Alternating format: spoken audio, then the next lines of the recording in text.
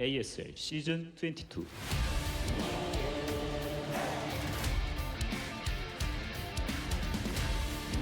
What is up, everybody? Welcome to day 2 of the ASL Season 22.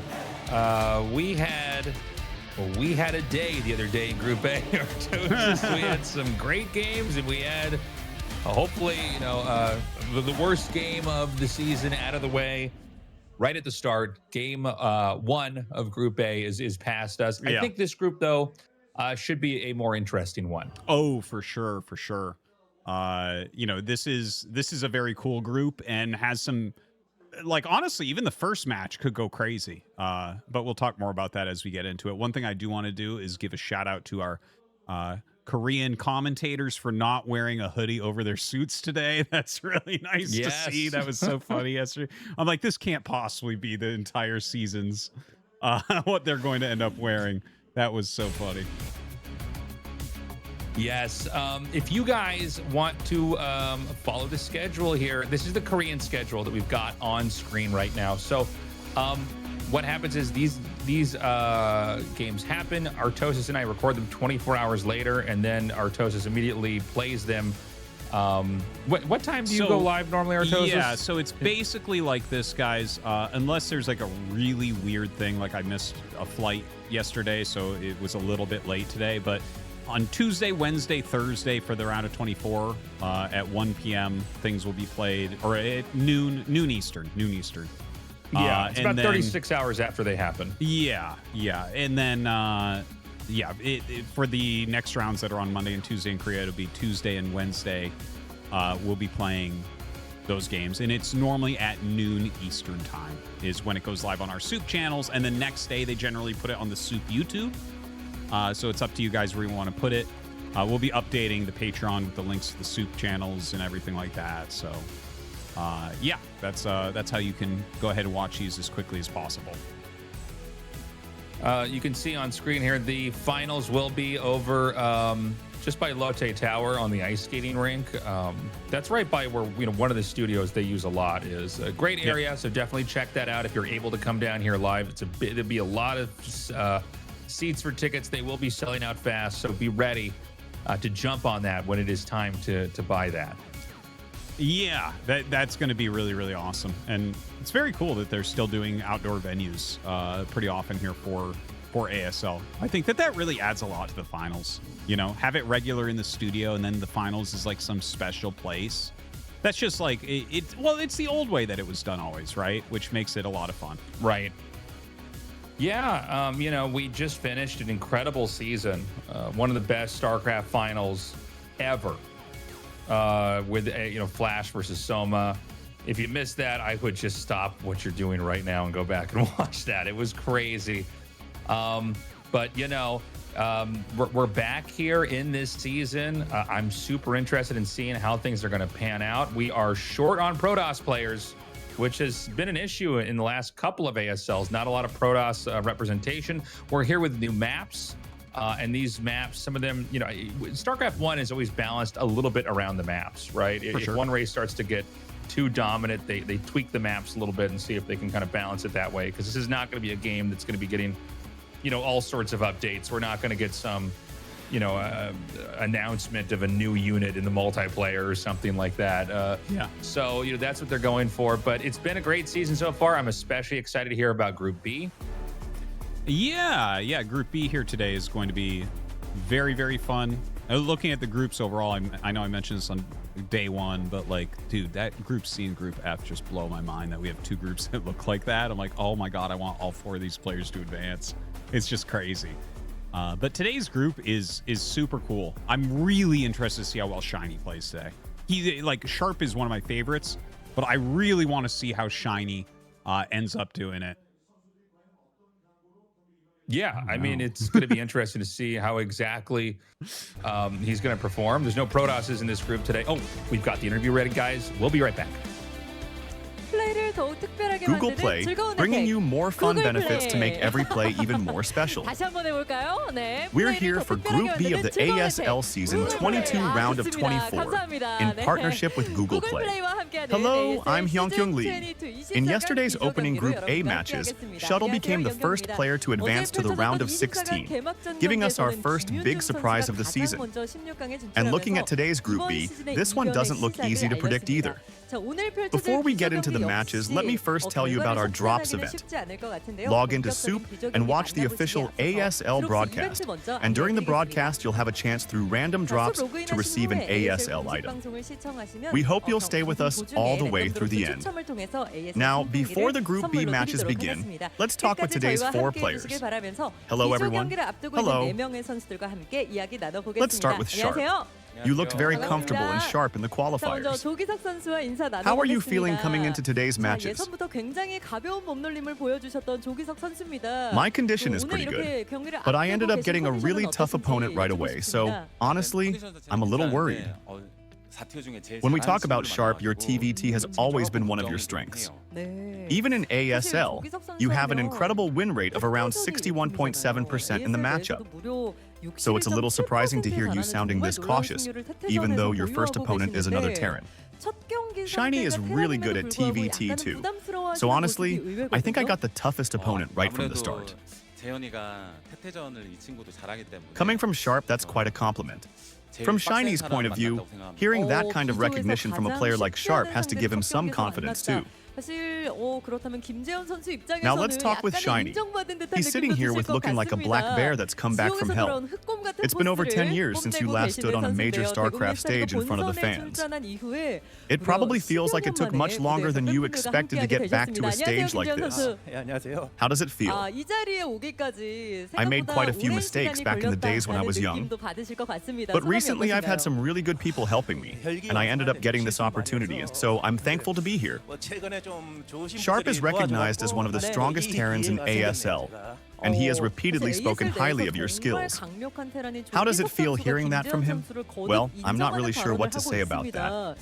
Sharp is second or third in TVT win rate in the tournament. I don't know. It still feels like today's going to be really difficult. You look a little nervous now that you're sitting here. You've also said that you had quite a bit of luck on your side during the qualifiers. Do you think that luck will follow you again today? I don't know if it'll work here in the main event. It worked in the qualifiers. As for luck, for now, I'll just try to get one win first. Next is Action, who's back on the ASL main stage for the first time in 3 seasons. Hello. Hi. Seeing you back here after 3 seasons feels like quite a long absence. I'm sure it feels different for you too. In the past, I could go into qualifiers without even practicing that much and still make it through. Then suddenly, I started failing to qualify. After missing out twice, I realized just how difficult it really is to reach this stage. So when I finally qualified this time, I felt a real sense of desperation again. I heard you watched the round of 24 group draw together with some of the other players. At the time, you said something along the lines of, "It looks like all the players who have a chance ended up together." Looking around Group B now, who would give you the most satisfying win today? When I said this was a group where everyone had a chance, I didn't mean that the 3rd or 4th tier players were weak. What I meant was that the players from the 1st and 2nd tiers and the players from the 3rd and 4th tiers all seem pretty close in skill. Then, is there anyone here you'd particularly like to beat and show everyone that you're still a strong player? Not really. I noticed you are very careful with your answer, perhaps because you are playing against SHINee in the first game. Let's talk with SHINee now. You had to go through a somewhat difficult road before finally making it through the qualifiers and getting back here. How did the qualifiers feel for you? The first day was tough, but the second day was actually easier than I expected. I got a message from Tolbo, who was in the same qualifier group as me. So I thought, I guess we'll end up meeting in the final. But then I didn't see his name there anymore. So after that, getting through was a little easier. A little earlier, Action said that Group B isn't a group where the lower-seeded players are weak. He said it feels like the whole group is made up of players with very similar skill. I'm curious whether you see it the same way. Yeah, I think that's pretty accurate. For all four of us, I don't think anyone has a matchup that looks especially impossible. If each player avoids making mistakes, I think any one of us can finish first in this group. So I think a lot of it is going to come down to how well each person can control his own mentality. Yeah, I think that's pretty accurate. For all four of us, I don't think anyone has a matchup that looks especially impossible. If each player avoids making mistakes, I think any one of us can finish first in this group. So it will come down to how well a player can control his own mentality. There's another matchup I want to ask about. Sharp and Action have a very close head-to-head record. Sharp is ahead 6-5. And looking at their recent online games, Action also has a very narrow advantage, 13-11. Their record's extremely close. So if these two end up playing today, I'm curious what kind of game we'll get. Sharp, what do you think? I feel like whoever wins that matchup would have a really good chance of advancing. Action, what do you think if you end up facing Sharp? I actually think pretty similarly. Sharp and I are part of the same StarCraft university, so I'd like it if both of us could advance together. That's why I think winning the first match is really important. If both of us win our opening games, we could both make it through. And both opening matches today are mirror matchups, so there has to be some psychological pressure from the very beginning. If SHINee and SHINE end up meeting later, that could also be a very interesting matchup. SHINE has had the nickname of someone who always comes carrying a whole bag of builds. Especially in a best-of-1 round of 24 match, you can't help wondering what kind of high-risk, high-reward build he might bring out. SHINee, have you thought about that possibility at all? I'm actually pretty weak against SHINE. So if I have to play him, I think it's going to give me a headache. Sharp has also repeatedly spoken highly of SHINee as a Terran. SHINE, how do you see him? He does get nervous quite a bit, but his mechanics are really solid. So if he can control those nerves and play the way he normally plays, I don't think he'll be an easy opponent at all. So it really is a group where none of these four players see anyone else as an easy opponent. There's a lot of tension here already. Before we begin, let's hear one final comment from each of you. Sharp? It's been a while since I've been back on this stage. I'll play a match I won't regret and make sure I advance. We'll be looking forward to it. SHINee, this is a precious opportunity I received. I just want to beat one person. Action? I watched yesterday's shuttle making it through. Watching him, I realized I should just relax and play comfortably. And finally, SHINE, this time I'm definitely making the round of 16. We'll be looking forward to some great games. Thank you for the interview. We've now spoken with all four players ahead of today's Group B matches. Which players will survive and earn their places in the round of 16? Let's find out.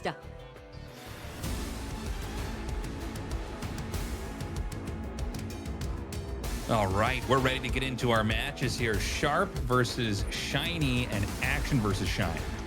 Yeah, this is a really fun group. Like very experienced players, and even SHINee is pretty well experienced for names that a lot of ASL only fans might not know.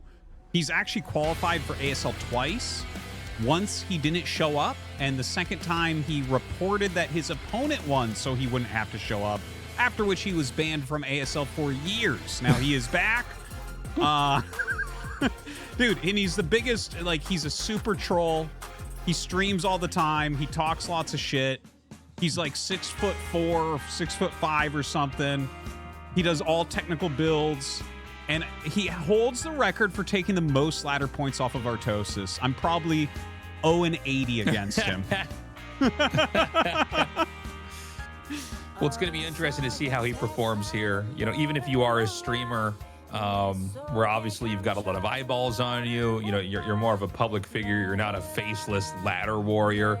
It can feel very different being on the stage, doing those interviews, having these cameras in your face with an audience, basically sitting there staring at you, watching you play. It'll be interesting to see how he performs here. Yeah. He okay, so you can see he did play in one of the ASLs that he qualified for. So I think he's actually qualified 3 times, if I'm not mistaken. But you can see it's like been a very long time. Now, SHINee is like, he's number 1 on ladder right now. He has been for a bit. And basically anytime he wants to be, he is. He is like the guy with the second most ladder accounts to the Protoss player Rich, who also is currently banned from ASL. It's something about these high-ranked ladder players. There's something wrong with them, man. But SHINee he's very good Terran versus Terran. He plays a super technical style. He's really well known for a one-base tank Marine Wraith Rush. I don't know if he'll do that here against Sharp, though, because Sharp plays the perfect style to counter what SHINee does. Yeah, Sharp's going to be very tough to beat here. You know, he's always in great shape. Yes. It does feel like sometimes the round of 24, round of 16 can be hit or miss for Sharp. So we'll see how he performs here today. That being said, I think this is a group that is very doable for him. I think he should be maybe the strongest player in this group. So let's see what happens. We're going to be on the map knockout here. Sharp versus SHINee here in game number 1 of Group B.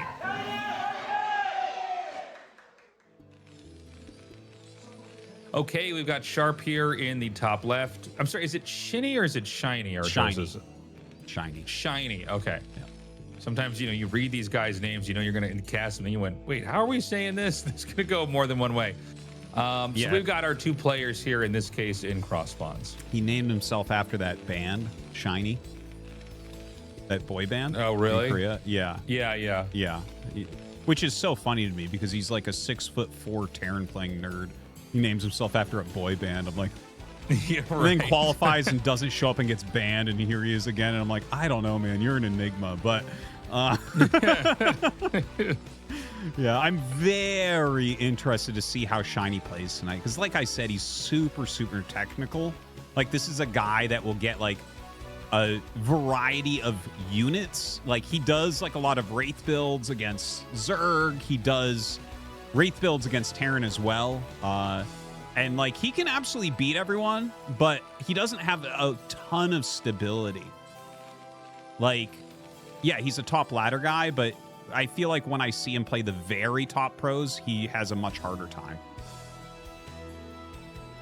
Yeah, I think he's maybe not quite able to crack into that highest echelon of top players. You know what I mean? Like, he's good. He can basically ladder, and you know, when you're laddering, you're playing a much wider range of people, right? Like, I mean, every once in a while, I'll end up playing somebody who's like, you know, crazy high S rank, you know, and it's like, oh, okay, well, I guess, you know, we're dueling it out today here, but yeah, I think there is a difference. You're totally right. You know, you got somebody like Sharp, and he really can kind of hang with anybody. But you know, StarCraft's been around forever, and it's going to be around for a lot longer. So, you know, maybe this is the start of him getting a career going where he's really able to compete and kind of break through that glass ceiling that he hasn't been able to kind of get through.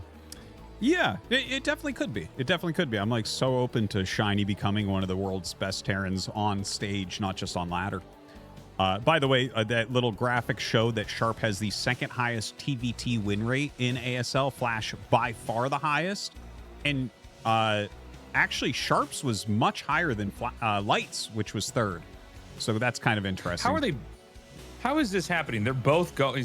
They should both know they're not in the bottom left. If you're both scouting the bottom left, you should be pulling away a lot quicker than that.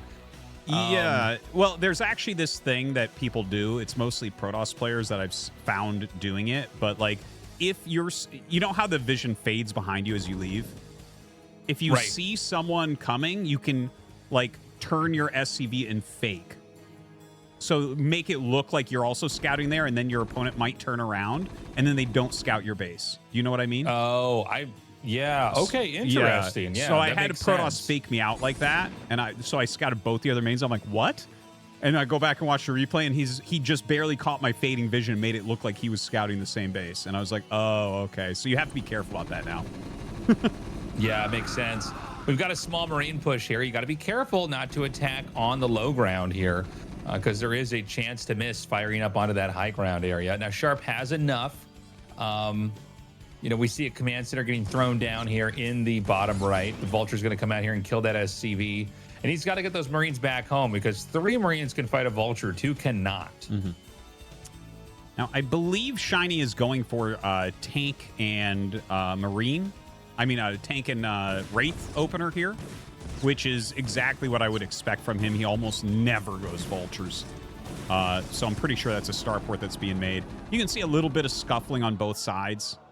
I guess I should note that, like, stylistically, again, these two match up in Sharp's favor. Like, SHINee is mostly a ladder warrior that does builds that beat the meta for the most part, and the meta is just generally heavy vulture. Sharp rather, like he sometimes goes vulture, but yeah, see the armory? This is how Sharp plays. He plays 2 factory armory most of the time, and that's just in general a good counter against builds like what SHINee is doing, because like the Wraith won't do anything. You have Goliaths. You're not putting heavy vulture pressure on, which is the best thing against what Sharp is doing. So like Sharp's build, this kind of middle of the road catch-all type of build, is pretty good against SHINee. Yeah, it makes sense. CC is about to finish up over here for Sharp. And, you know, in cross spawns like the Tastosis on this map, I mean, I would assume it's very easy for it to kind of go into a macro game. But, I mean, is there any incentive to try to attack into each other? Is there anything we should be watching for coming up here? Well, Sharp could have gone speed or mines here. That's kind of like the only question at the moment. And for SHINee's build, sometimes you go 5 factory after your Wraith, like 1 or 2 Wraiths. You can go 5 factory because you're forcing Goliaths, but since Sharp already made an armory, I don't think that's going to be too big an issue. So those are kind of the things we're going to look for that could potentially cause damage, but you're mostly right. Cross spawn, very likely that it'll just be like, you know, lay some mines around. Yeah, it looks like it was mines first from Sharp. I'm not surprised to see that. The speed first cross spawn with 2 factory is kind of this niche build where you might do it if you think your opponent is like really, really strong. I think Sharp here though is playing kind of like his normal build, just because as long as he's not dead at the beginning of the game, I would expect him to beat SHINee almost every single time. Yeah, I think when you get players of this, you know, difference in skill, a lot of it's like, just don't mess up early. Set yourself up to be in this kind of trajectory where you've got what you need, and then the game is going to be complicated enough and you're going to be able to express your skill enough that you probably should be fine. Yeah. And like, I really like these openers that we're looking at. I'm actually very excited to see where SHINee wants to go with it and how Sharp counters, because like Sharp has really good mines around the map and he has like all the tech already that he wants. And I would like, the thing is, he has a lot of options. Like sometimes Sharp goes 3 factory off this. Sometimes like you can go 4 factory. You can actually with your 3 factory get a fast command center. Over on SHINee's side, we can see that he's going 4 factory, that's pretty normal. And there is again a chance that he goes for a 5th factory and tries to push. But 4 factory would be that kind of middle of the road, I want to expand type of number. All right, so we've got some mines planted out here. SHINee's just clearing this. You know, in TVT, you know, basically everything fires and connects immediately. I guess that's not true for vultures, but everything else. The vulture, the little grenade does have to hit, but vultures shoot pretty fast. So it's pretty easy to gun down mines as long as you have enough units over there. SHINee's going to go ahead and siege these tanks up. He's going to try to basically make sure he's in control of the other side of the bridge here, because it is easy to get contained there. You know, a lot of times people think about these high ground areas as kind of easy locations. I'm talking about the one right outside the bridge area. As kind of nice places to defend from, but you want to make sure that you have it also so that they don't set up over there, because contains are everything in TVT. It really is. And on Knockout, Knockout's like a map where it's really easy to contain your opponent. Right. If you get up just past halfway, everything thins out really tight. So like a lot of Terran versus Terrans on Knockout, you actually see a later third base than some other maps, just because there's a little bit more jockeying for that position in the center. Because if you do get that great spot, like you can keep them down on like 4-ish base pretty easily. So we've got the dropship ready to go here. SHINee's just going to go and load up those vultures. I don't know if this is going to be paired with some kind of a push. We can see that Sharp is staying really active right now in the middle of the map. There are vultures coming up here now, but the dropship's actually going to go through the bottom. I think it could be spotted by the mines. We don't know that the eye of Sharp is going to dart down there and see that, but we'll see if he's going to be prepared for it. Yep. Sieges a tank at his natural. He's sending one up to the main, and he has a Goliath in there. So that's perfect countering of what's coming. Those mines across the map just doing such a good job. That's one of the big things about laying mines everywhere, right? It's not just defensive. A lot of it's vision. It's kind of like creep in StarCraft 2. Like, you just want vision all over the place so you can catch things like these drops. Yeah, I don't know if he's going to get anything done with that dropship. He's trying. He's going to land next to this tank. I mean, I guess you could just drop this these mines here, but again, you can see when you've got enough Terran units, you know, they're firing so fast, they do kind of kill all those mines before they can actually plant. You know, the mine stays above ground for what doesn't look for like that long before it sinks in, but the amount of time it takes for it to go back underground and then come back up and then detonate is enough time that a lot of times you'll see all those mines get shot. Well, right now, SHINee is moving up and sieging a little bit far forward. Like, you really do need to get right around the middle to not have it count as like a containment. Really important. That's kind of an interesting spot that Sharp has a couple tanks on, by the way. That's like a very weird position, but I kind of like it. It's always interesting to see where people want to place their like kind of fringy units like that, because if you can just like slow your opponent down a little bit, control a little bit of the map with fewer units than you should be, a lot of times that's going to give you a huge advantage later on. Okay, we've got a drop in the main. He can try to kill a couple of SCVs off here. There is a Wraith and a couple of Vultures here to try to defend. The dropship has been taken out as well. And, you know, everything I'm seeing in this game right now just kind of leads me to believe that this is just going to be continued development on both sides. It's going to be a lot of powering. It's going to be a lot about who can macro fast enough and still get in here and get these jabs off. You know, in these moments where the opponent's vulnerable, but this is going to be a real powering game. I do think so. And this map can be split pretty hard. And in fact, the metagame is shifting slightly right now, which is kind of interesting. And I think it is partially map dependent, but like the Terran vs. Terran metagame just very recently has gone towards like a more turtled approach in the center, where like, yeah, you still see some of these scuffles on the side, but at the end of the day, just having a strong siege line down the center of the map is an incredibly powerful way to play. And like, basically you have that siege line. If your opponent screws up, you kill them. And if they don't, you just mass expand down your side of the map instantly. And we're almost to that moment. Like if Sharp doesn't attack, you can see he's already sieged up pretty well across the center. He's making a fourth. Now he's making a fifth. And he'll actually throw down 2 more command centers probably in like 2 or 3 minutes. Yeah, they're both getting those fourth CCs up. Actually, I think about to be a fifth here at 12 o'clock here for Sharp. Sharp does seem to be getting just slightly ahead. You know, there hasn't been a ton that's happened here, but if you look at the supplies, Sharp is like about 20 supply ahead, kind of indicating that he's basically just growing a little bit faster. He's macroing a little bit more quickly. He seems to not be missing depots. And that's going to play a bigger role once we start to get to the point where the max out happens. Yeah, both sides really sieging up quite a bit. You can see Sharp's line kind of going up the right side a little bit, but SHINee has a path to those top right bases, which is really important. Like if one of them takes 6 and the other one takes 12, that's a nice split map, right? Like that's definitely playable on either side. But Sharp's line is better. If you just look at this like a game of Go or something where you look through the center, you can see how Sharp has just a little bit more map everywhere. And what that's going to allow is SHINee has a harder time. Like if you look at his blob in like the top center-ish on the right, he can't reinforce that through the center because of how far forward Sharp is. So his reinforcement routes are further than Sharp's. So Sharp can more quickly rotate units to potentially break a position. And that's one of these small areas where Sharp is outplaying everyone in Terran vs. Terran. If he can get a position like this, I mean, how are you going to react to him? I am glad to see that SHINee's, you know, holding up, by the way. After seeing how HM went down, I was a little bit worried this could be another train wreck game, but I mean, he's definitely putting up a fight.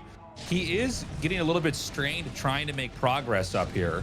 You can kind of see that Sharp is basically wrapping his army around the tanks that are trying to push up here, and they're overextending slightly, and SHINee's going to drop quite a bit. It was somewhat of a trade, but again, you know, it's hard for him to really make any progress. So in a game like this, both players have filled up their quadrants, right? And, you know, in this case, we see Sharp's taken the 9 o'clock and 12 o'clock spot. You know, SHINee's got 6 o'clock and 3 o'clock, but we need to see now who's going to take what main.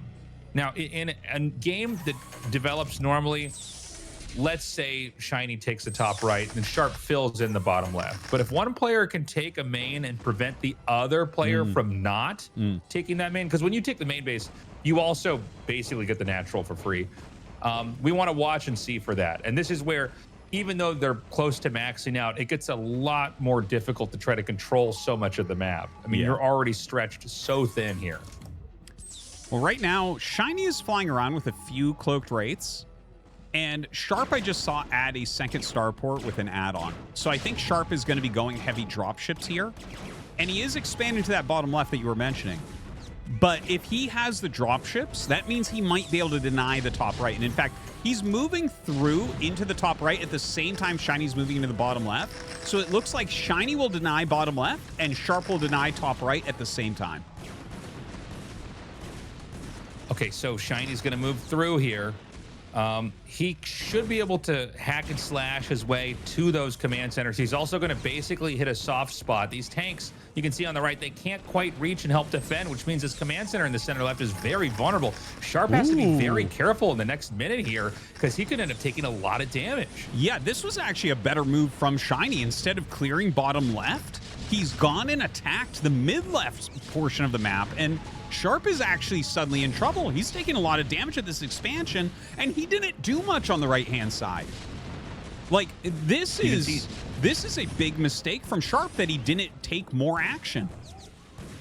I mean, it's getting worse for Sharp because now the vultures are going to come down here, and I mean, there's nothing to defend. Those turrets can't do anything. To fight ground units, and 2 vultures will be enough to kill all the SCVs that will be there. You can see Sharp has managed to at least clear out the vultures there, but there's tanks that can chill him from the high ground to the low ground.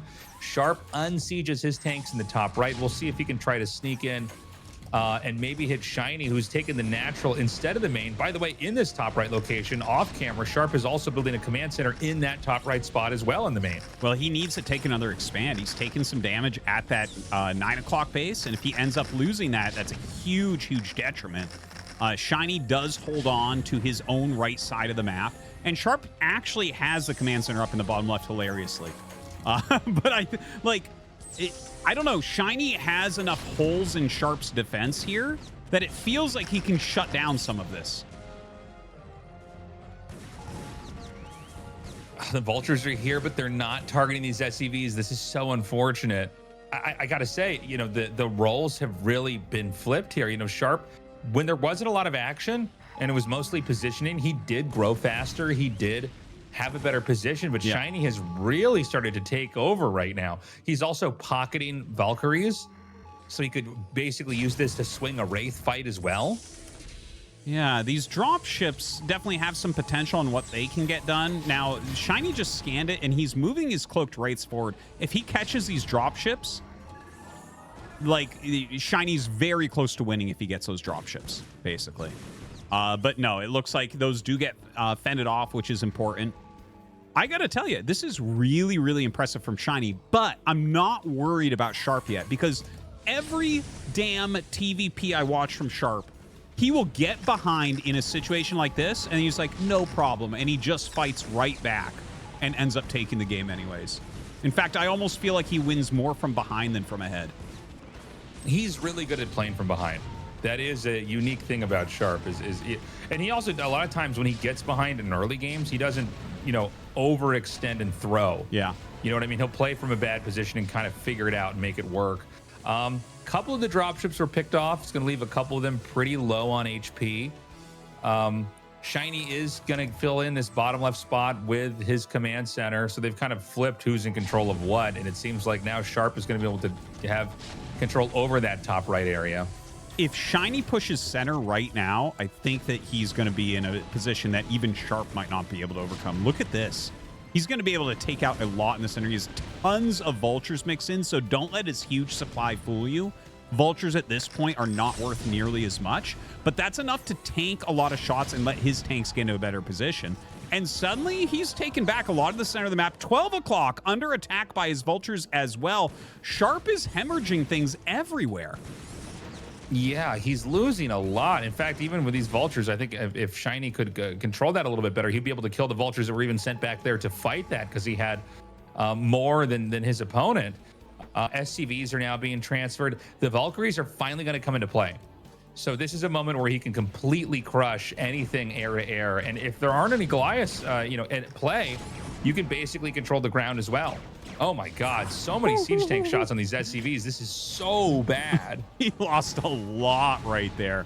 And SHINee continuing to try to push up. He does have his +2 at this point. So when he's in siege mode, he's really going to be effective here. And that is so many tanks. Sharp is losing a lot of units here, man. But he has top right.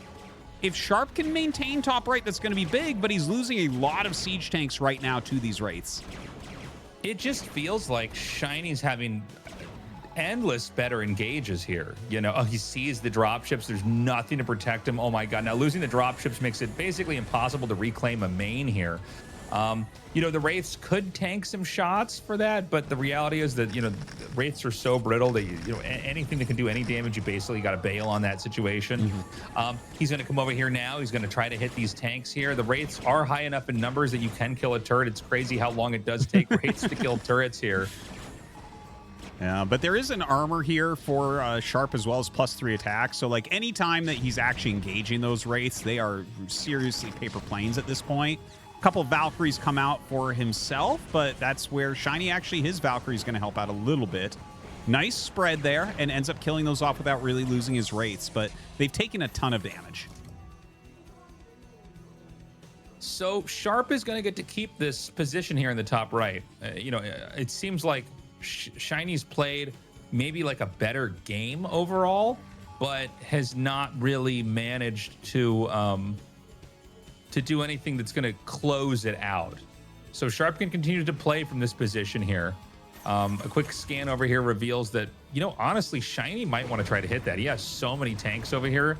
I wasn't really thinking about the 9 o'clock position here, but yeah, this is going to be really exposed here, and just flattening this could be huge. Ooh, yeah, look at that. There's like a lot of Goliaths there, not a lot of tanks. The supplies are still very close, and Sharp has those top right bases, so he's definitely not dead, but SHINee continues to, I would say at this point, outplay Sharp. Like, Sharp definitely had a better opener overall. It felt like he was in charge of the early portions of the game, but the attacks into this area by SHINee have been super, super strong.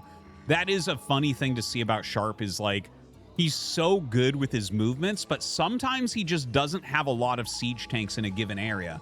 And at the end of the day, that's the strongest unit Terran has. Looks like he's got some drop ships he could send down here. The far center left and far center right side of the map, you can sneak through them very, very quietly and not really get spotted unless you have something floating over there to see that.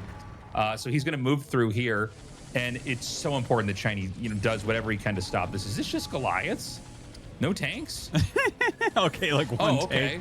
Well, say, like, what? I mean, you're actually, for like damage output, 4 Goliaths and a dropship is the highest you get. So he's able to take out the command center really quickly. Yeah, like for DPS. Technically, a Goliath drop kills a Nexus quicker than a tank drop, but... oh, that's hilarious. I didn't know that. Yeah. Well, here you can see Sharp, he's starting to get like very creative with how he's trying to gain some value back, dropping SCVs onto siege tanks. Still a few vultures mixed in on both sides. Those are going to have less and less value throughout this game. But SHINee's tank count is just so high in this area. He's finally going to knock this base down all the way. That almost looked like the dropship picked up the siege tank. that fight went. Yeah, I mean, this is really smart, honestly. I can't really criticize this. Dropping the SCVs on the tanks, that's a really cost-efficient way to take them out. The problem is that 9 o'clock is gone.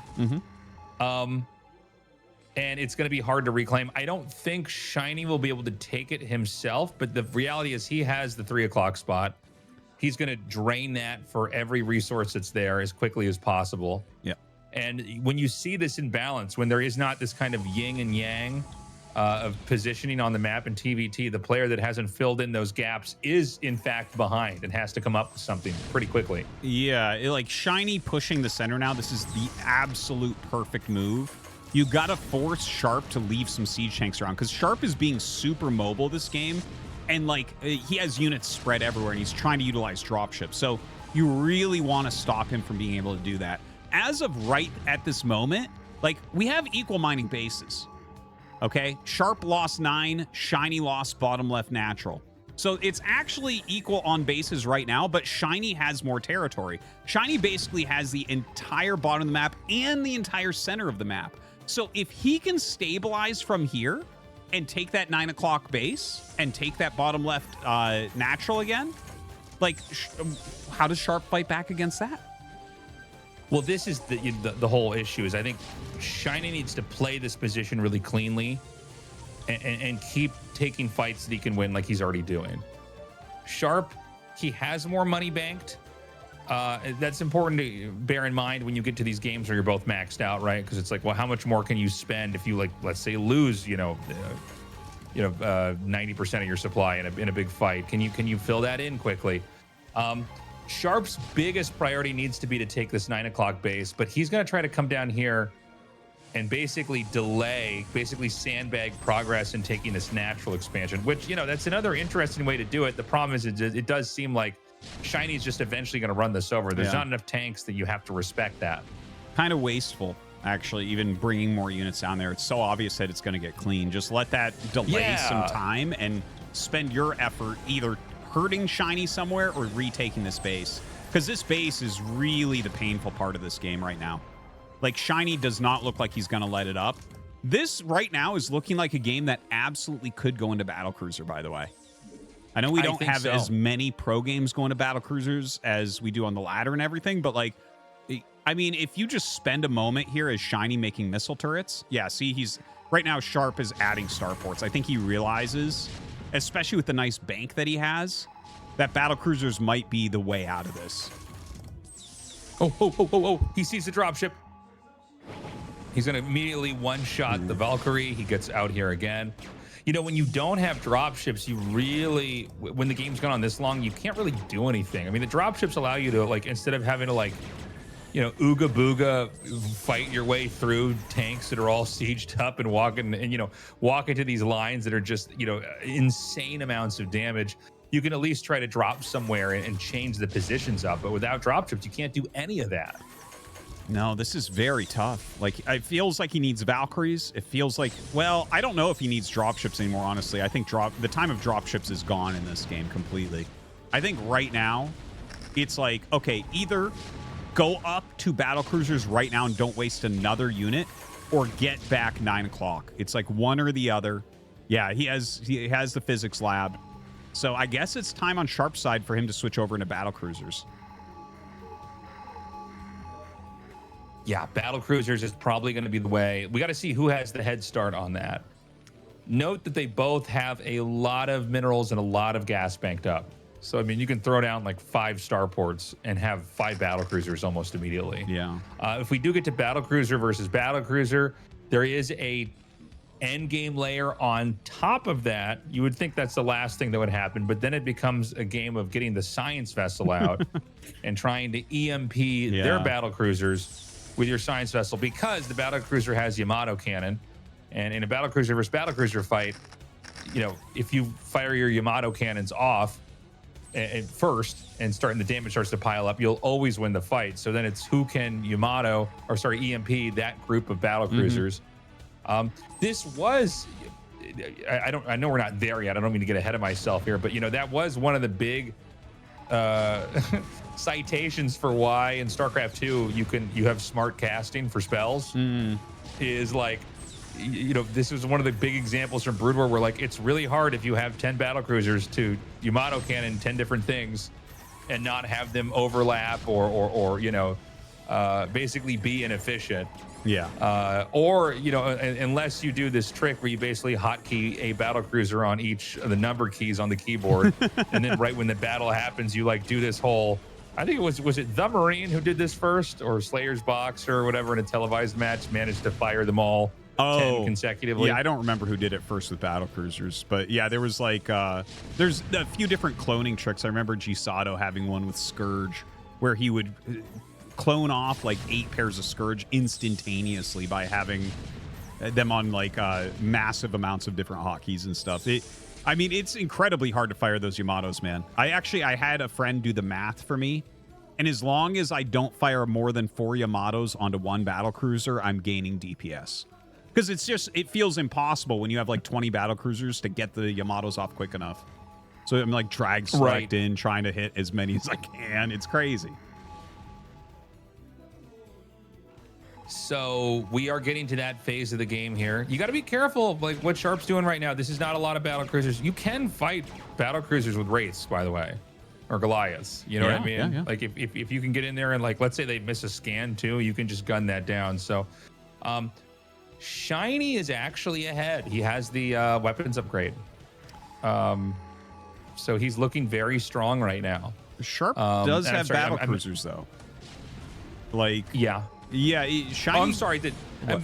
I think because these guys, their names look so similar, and this is TVT. I might be confused. Does he not have any battlecruiser tech at all? No, he has the physics lab, but he doesn't have any yet. Like the physics lab just finished, and Sharp has 4 or 5. I believe he has 5 BCs. Yeah, so 5 BCs right now.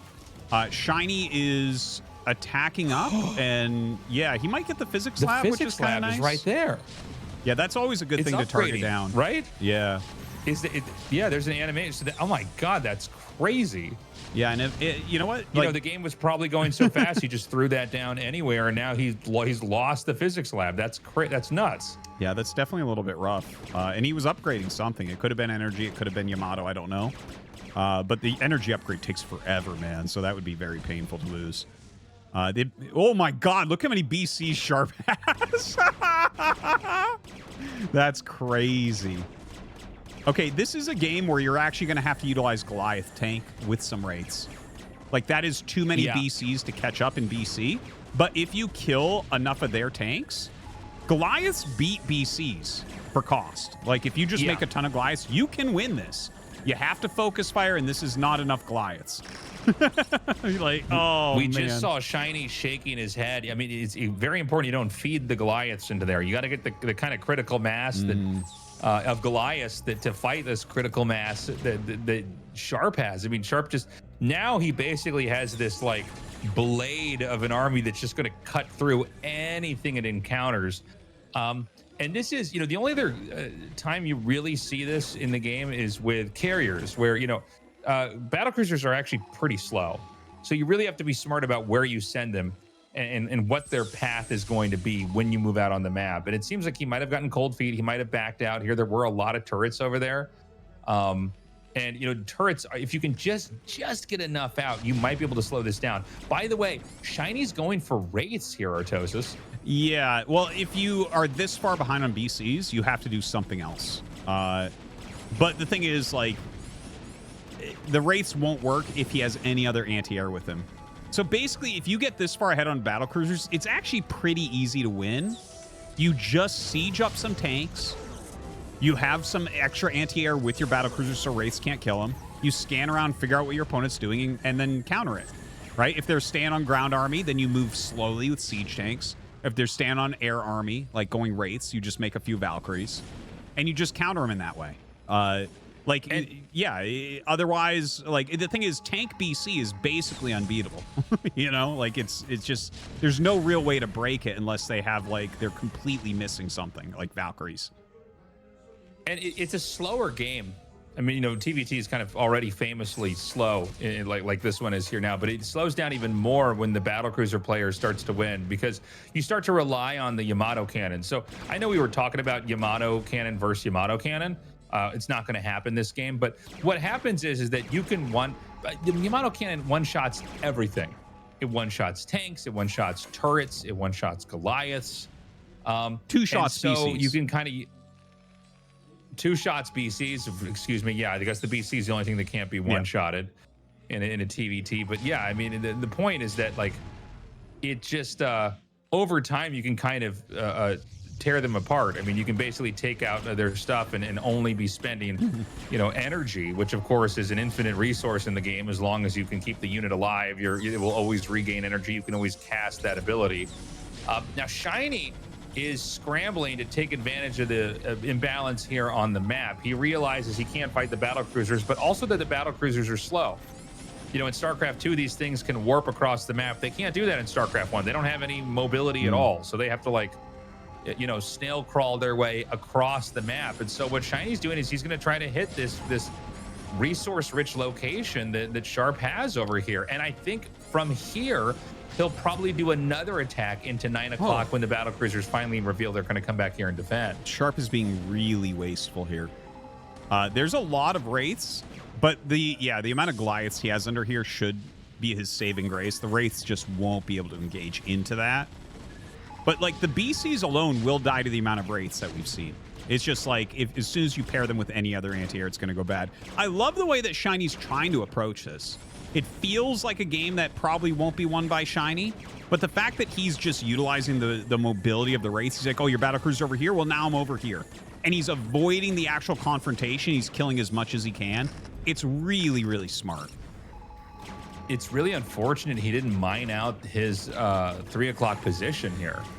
You know, because there's a world where maybe Sharp can try to take some resources from there as well. You know, he's already got the top right. He's not that far away from this. You got to be careful, too. You know, battle cruisers, you know, if they're not killed, they can be repaired. It's so cheap, too. It's so cheap. It's really, yeah, it's not a lot of money. And, you know, like let's say, you know, we saw like 6 Goliaths die a few seconds ago. If they don't kill anything and you repair that, you've got literally no value. Yeah. Which becomes more and more important in a TVT like this. This is a game where like both sides are gonna, like, we could mine out the whole map here. Oh yes. Like this game might not be close to ending here. Okay? This might be a very long day, and you never know. These guys could hit again in the final match. Like, yeah, it is totally true. I gotta say, by the way, I'm so pleasantly surprised that SHINee's looking so good. Yeah, yeah. Well, he's been competing with these guys for a really long time, right? He's not quite the same as some of the other top ladder guys because he has qualified multiple times. I believe it's 3 times that he's qualified for ASL, and although he only played once, and you know, he's been in those top leagues and had so many matches against them, like spawn matches and things like that. So like the guy is really experienced. I do think he could become like an ASL regular, and I feel like he's showing that here. Like, Sharp has the second best TVT win rate in ASL history next to Flash. Like, this is some sick play from SHINee. And, you know, SHINee, you know, this has been one of the more complicated TVTs we've had the opportunity to cast, honestly. Like, you know, it's 2 very different endgame setups. Look at this. SHINee's now going to surround this, basically. Yeah. Try to make it hard to move. Now, we're looking at battlecruisers, we're looking at tanks, but we also want to be looking at Sharp's Goliath count under there, because that's what's preventing the Wraiths from swarming this and overwhelming this and ending the game. Dude, SHINee's army. SHINee should probably avoid the bridges and go up the bigger bridge. Like, this is actually still winnable for SHINee, even though, like, I think Sharp has just enough that he should be able to hold here. SHINee is doing the right idea. Like, the fact that he's kind of surrounding everything and trying to move in. If he can get rid of anything in here, the tanks or the Goliaths, he'll be able to win this game. You know what I want to see? I want to see him tech to a nuke and just point a nuke at that center thing. Oh my God, you're actually right. Can't move out. You're actually right that a nuke would actually be godly here. That's so funny. Yeah. I know it sounds like a post somewhere on Team Liquid where people are like, no, you don't understand how the game works. But I actually think that would be like the play. Is just a nuke, get 1 or 2 nukes ready, because like he can't move. Nuke would be sick. Right? Look at this move from SHINee now. I think, well, there's 3 Valkyries in here too. So it's kind of hard. He needs to target the Valkyries with the Goliaths if he can. If he gets the tanks. Oh my God, the Valkyries. I don't think they're hotkeyed. Oh, dude, he didn't scan either. Oh, SHINee is going to beat Sharp? This is crazy. Are you kidding me? Dude, chills. Oh my God. Holy crap. He did it. He did it. He did it. That's it. That's game. This is an upset, man. Huge upset. Dude, that's crazy, because Sharp was ahead, then he got behind, and then he actually came back to far enough ahead that I was almost calling the game. Like, he was in such a good position with the battlecruisers, but he was just a bit too wasteful with them. Like, you can really grind out any position when you have a bit more battlecruisers than your opponent. You almost don't even need to mine. You just have to keep your stuff together so that doesn't happen. As long as you have enough tanks that they can't overwhelm your ground, and you have a little bit of anti-air splash, the BCs are invincible and can Yamato for years. Yeah. And there's no way for Sharp to buy his way out of this. I mean, look at this. He's had sub 100 gas the whole time. All you can really make is vultures, which aren't going to do anything. SHINee also, of course, doesn't have a lot of gas, but his supply is 185. So, it's a very different story. So, all SHINee has to do is just play a careful cleanup. Yeah. And this is over. I respect Sharp for staying in the game. Oh, absolutely. But look, look at this. What do you care if you're going to take damage here? Oh, this is funny. He's going to siege up for this one tank. Yeah. So what Sharp has here. This is like all of his supply. This is everything. And we're getting into that stage of the game where vultures start running around again. Like super late game, you actually make vultures because your gas is so low, and you go around and you do things like kill every SCV and target down comsats. That's like basically what you do late game with vultures, is just try to annoy your opponent a little bit and utilize those minerals. But SHINee is just about done winning this game. Sharp is trying to remove these tanks on the left-hand side. He doesn't really have any other options. He's basically out of gas. SHINee can't really lose this from here. Like, if he just microed his wraiths really well, those could win the game alone at this point. One of the things about TVT at this phase of the game is, like, you can make your vultures and they just tank for your army, and then you kill their small number of tanks. Yeah. You know what I mean? Like, I will say, this Sharp's been putting up a good fight post losing all the battle cruisers, but I don't think there's a whole lot to be done. And it's funny now. The 9 o'clock and 3 o'clock bases are suddenly of huge significance because they both have minerals. Yeah.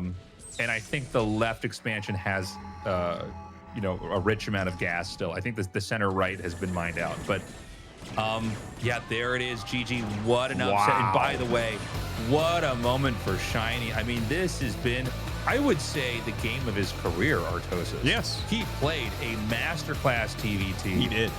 And basically managed to win in a. It is a tough spot, man. When you have that many battle cruisers out on the map, and he's basically got that wrecking ball. Yeah.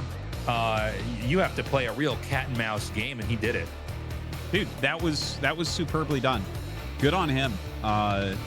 Very, very impressive how he was able to play that out. Every strong Terran player in the world knows how damn good SHINee is TVT. Like, he is a master of it, but Sharp is supposed to be another level. And I think we saw flashes of that in there, where Sharp was like really doing things to get way ahead, those battle cruisers out of nowhere, but it wasn't enough. We're going to go to a quick commercial break. When we come back, the opposite of TVT, ZVZ.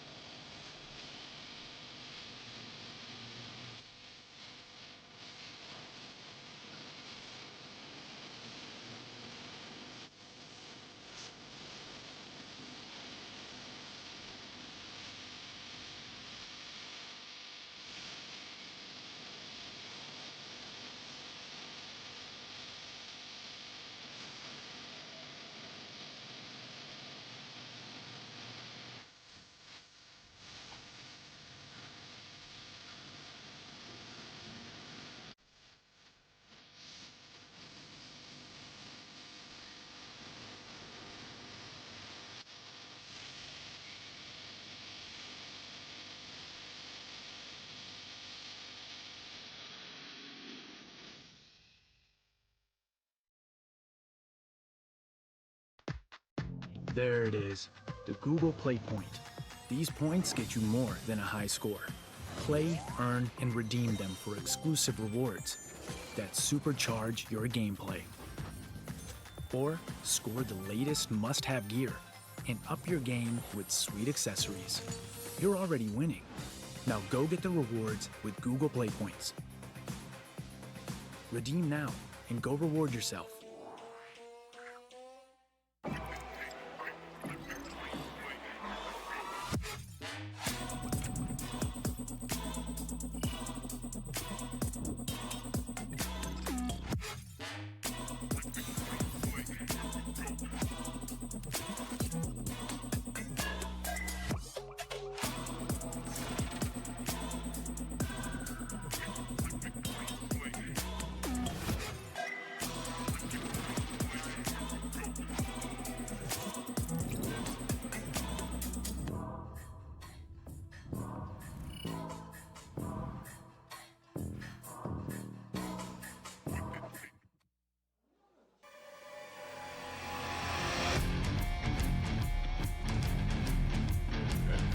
All right, guys, mark my words. 50-minute TVZ inbound. We're going to top that last TVT. We're going to Hive Tech.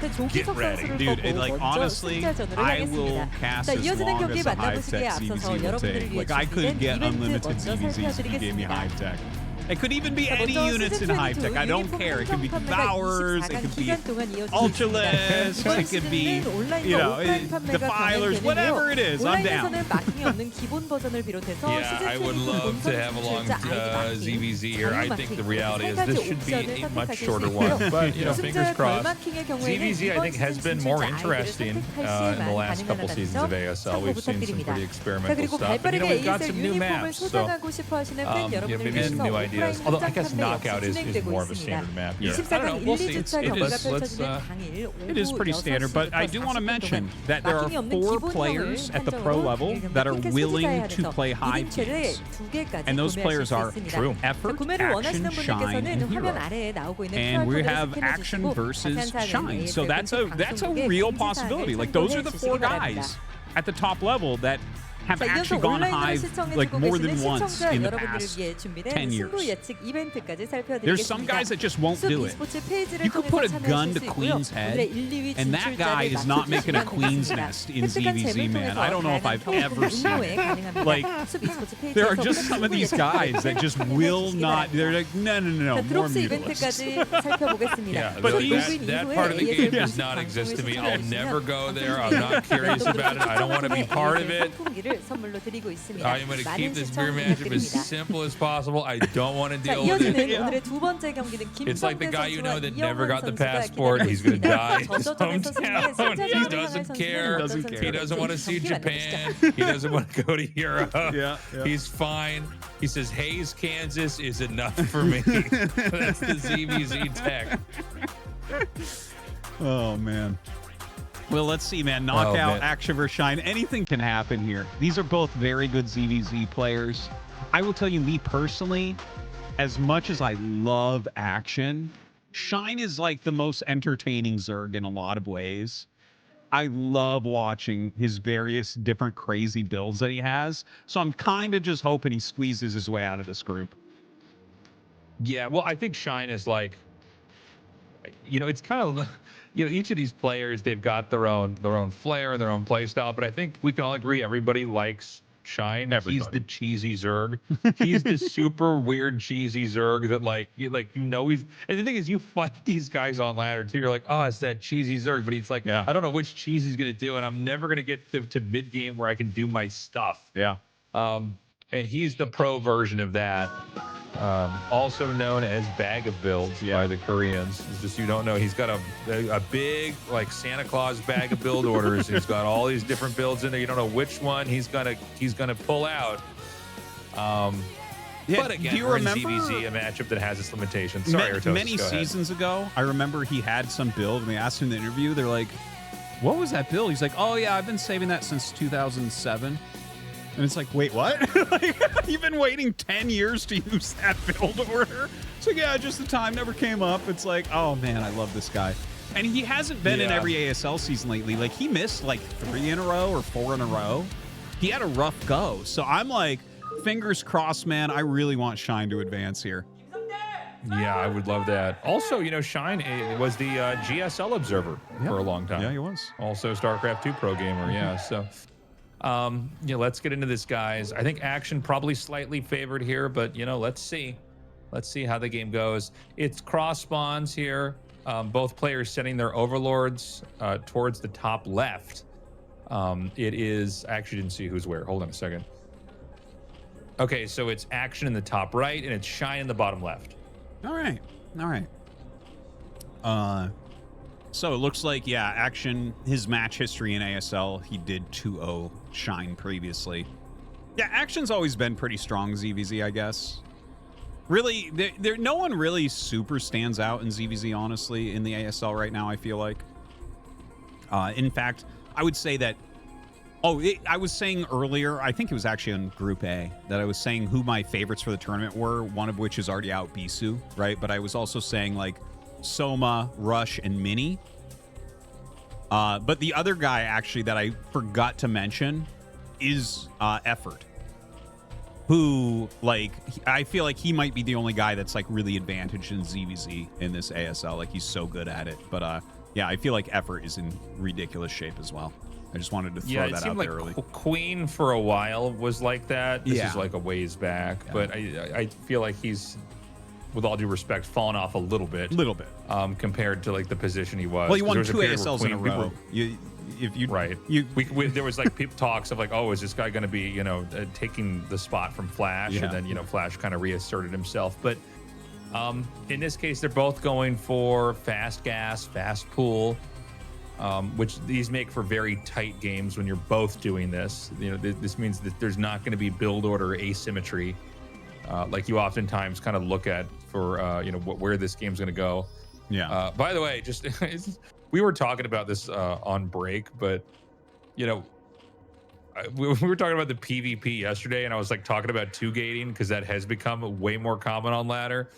And then it didn't happen, and I'm like, okay. And then I was like telling Dan, I'm like, you know, we've never casted a game of 2-gating unless it was proxied. I'm like, we've literally casted ZVZs where Hive Tech happened in ASL. We still haven't had a 2-gate in PvP. I'm like, how is this possible? Yeah. We should have encountered every type of high-level game in StarCraft, and somehow that hasn't happened. But anyways, watch where the Lings are going. We have 5 making a beeline to go diagonally with 1 scouting. Shine has sent everything blindly to the bottom right. Yeah, that's going to be a problem. There's a world where the 5 Lings just hit Shine first, and he doesn't have anything to defend. Oh, but look at that. The Lings actually turned around for Action when he saw the 5 Lings, and then he turned around again. So a little bit of indecision here from Action. And Shine had time to get on top of his ramp and make a little wall there. So you don't really want to attack into that. He attacks into it anyways, and will get flanked here, so might end up losing an extra Ling. We'll see. And speed finishes up for Action, so that won't happen. Yeah, he's going to be able to get away. Both players going for a layer now. And, oh, it does seem like Action does end up bleeding off a few Lings. You got to remember, these Lings, you know, which are oftentimes the most expendable unit in the game, that value totally changes if you're both one hatching ZVZ. Every Ling is like so precious. If you drop 2 or 3 Lings, that can cost you the game long term. Yeah. Zerglings just can deal so much damage so quickly. But right now, they've both made quite a few. Very, very even as far as the build orders go, and I think that'll probably continue here. But it is cross map, so it feels like, okay, we're going to get into Mutalisks, but I believe that we will also probably get into expansions here. Because, like, flying your Mutas cross map against the exact same build order is difficult, to say the least. I mean, there's a couple things to point out here. Okay, for one, and I mean, I know this is obvious, but just stay with my train of thought here. There's no spores. You know, a lot of ZVZs, one guy has spores, and then that changes the fundamentals of what can happen in a longer game. Because when spores get up, you know, you can't be counterattacked by mutas, right? But these guys are both on 1 base. They're both going for mutas. They're both in cross spawns, which means there's you could fly directly through the middle of the map, or you could fly around in the upper left, or you could fly around to the upper right, which makes it really risky to leave your base if you end up in the middle of the map or somewhere in the middle, and they get into your base and kill all your drones. Because remember, you're both on one hatch, so you don't have a lot of drones. You can't even remake the drones quickly because you only have one hatch. You can make them as fast as larva will come out of there. Now, he's sent these lings across here, and what SHINE's doing is he's only showing these lings, but he's got another bullet in the chamber with these lings coming up here. And I guess the idea was to maybe force him to make lings instead of mutas, but he's going to come in now. Yeah, with the sunken here, I'm not sure that SHINE is going to get too much more done because, yeah, the lings die off just as those mutas pop. And then he kills everything else. I don't think he even lost a drone there. Well, he can get the mutas, though, to a good spot. So here's what can happen. If you're able to, like, kind of lurk outside their base, and you can identify that their mutas are leaving, you can then go in there and get the kill. Now, you need enough mutas to where you can kill the drones pretty fast. Yeah.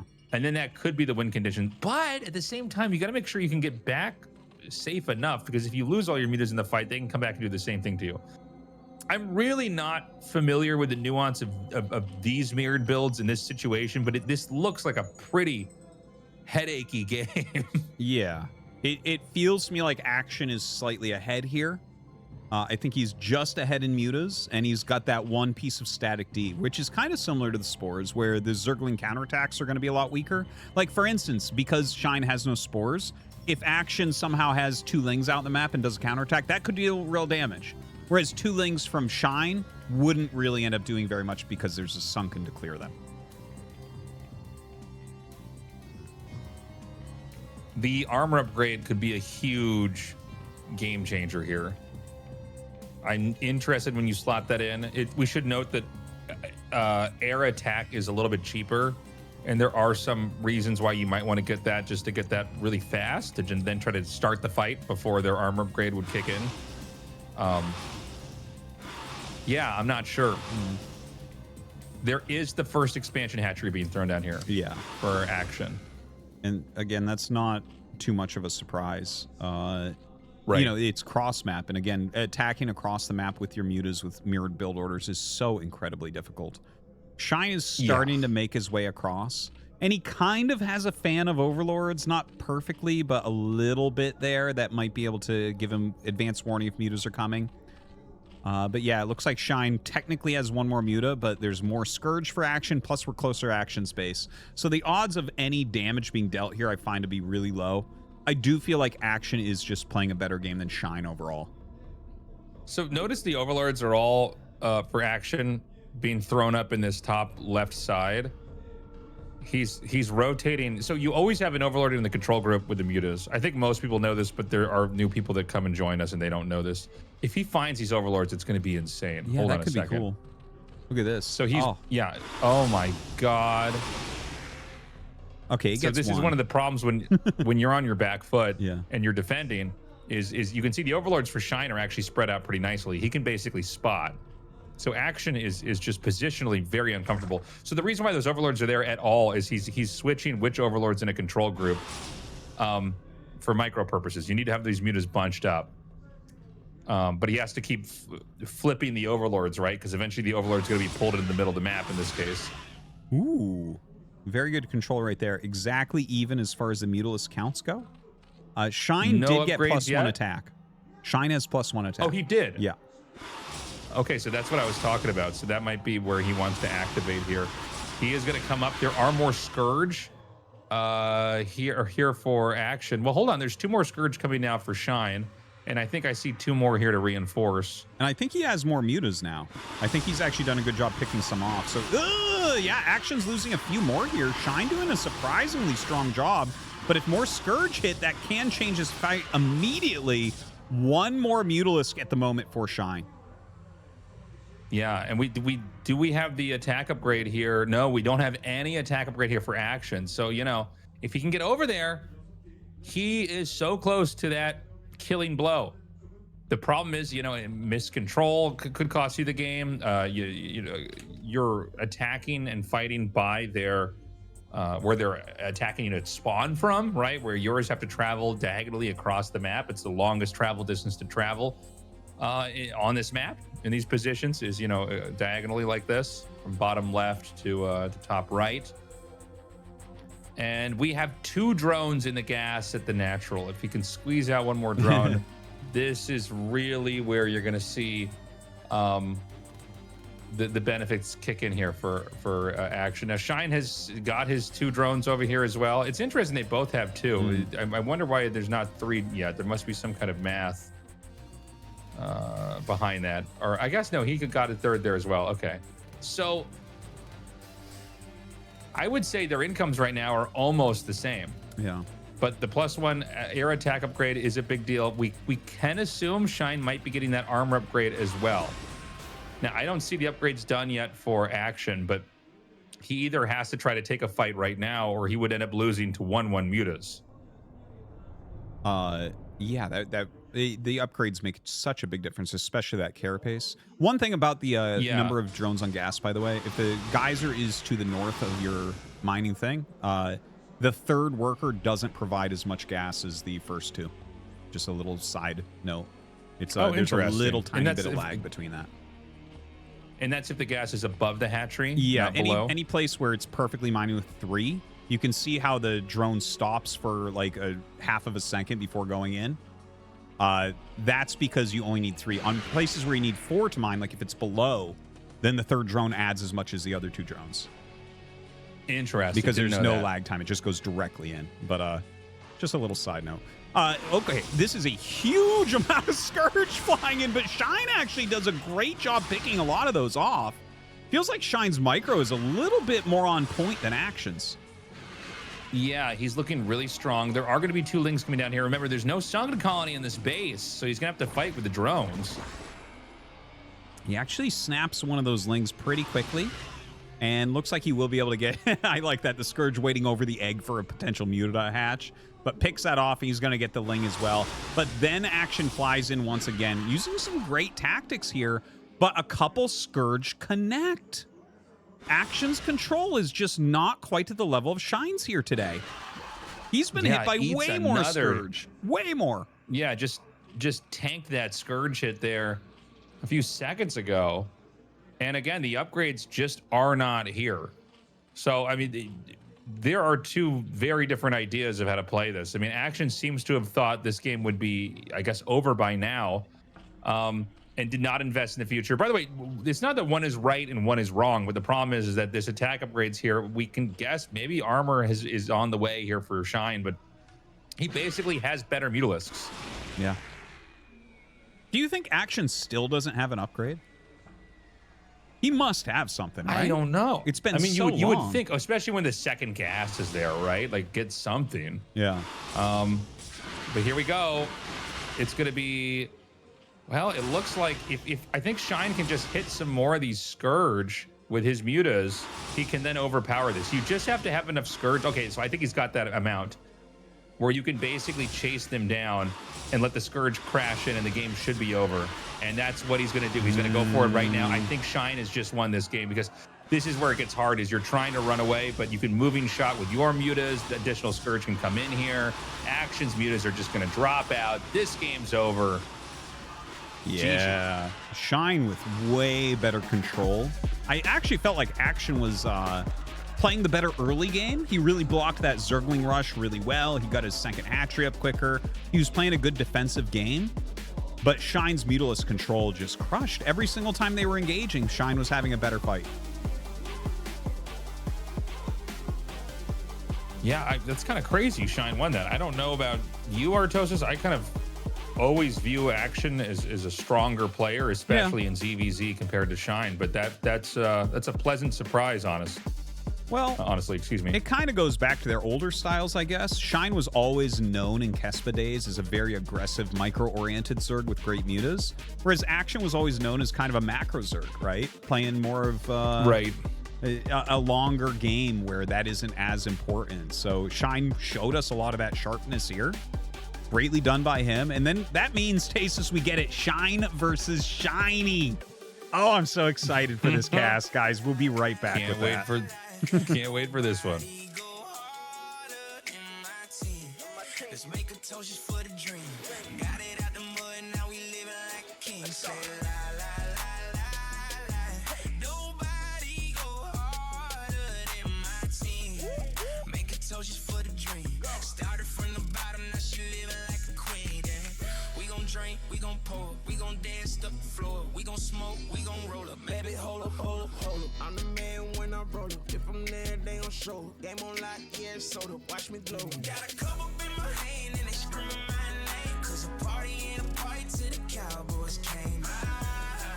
We the legends of the night. Turning up the city to the sunshine bright. If you see me in the building, then them girls is too. And she gon' back me up to the sky time blue. We the legends of the night. Pouring up this whiskey till the sunshine bright. Yeah.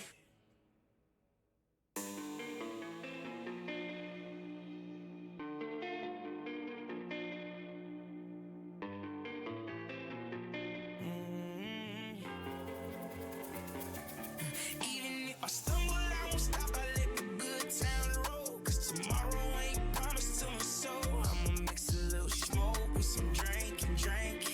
Mix a little you with some hanky-panky. And I'm gonna live my life. Hey, I'm just gonna live my life. Till the wheels fall off. Till the wheels fall off. Yeah, till the wheels fall off. Haters ride my way just like a jet ski. I'm gonna keep on grinding till I'm dead free. This whiskey be on ice just like it's Gretzky. We gon' do some hanky-panky if she let me. I've been grinding down these back roads, streets mixed with tobacco. Trying to build my cash flow, God gave me what I asked for. Boots don't feel me now, cause my whole town on my back door. Life's a rodeo and I still got my hat though. If you love me, gotta love me, flaws and all, baby. Cause I'm a fighter, that's win, lose, or draw, baby. Cause I learned there's a lesson every loss. I'ma ride till the wheels fall off. Even if I stumble, I won't stop. I let the good times roll. Cause tomorrow ain't promised to my soul. I'ma mix a little smoke with some drinky. Mix a little you with some hanky-panky. And I'm gonna live my life. I'm just gonna live my life. Till the wheels fall off. Till the wheels fall off. Yeah. Till the wheels fall off. I've been up, I've been down, I ain't there yet. I seen it all, there ain't no story, I ain't tell yet. Been into a geek, there ain't no ship, I ain't sell yet. I live my life up on the edge, but I ain't fail yet. I pray to God that I prevail. Dream of heaven, been through hell. Fire blazing on my trail, but I put it out. Them checks be coming in the mail. Had to bet up on myself. Where I'm from, they don't make it out. But I did. Had to hustle, push it to the limit. Yeah, I did it. Haven't pushed it to the limit. I stumble, I won't stop. I let the good times roll. Cause tomorrow ain't promised to me, so I'ma mix a little smoke with some drinky. Mix a little you with some hanky-panky. And I'm gonna live my life. I'm just gonna live my life. Till the wheels fall off. Till the wheels fall off. Yeah, till the wheels fall off.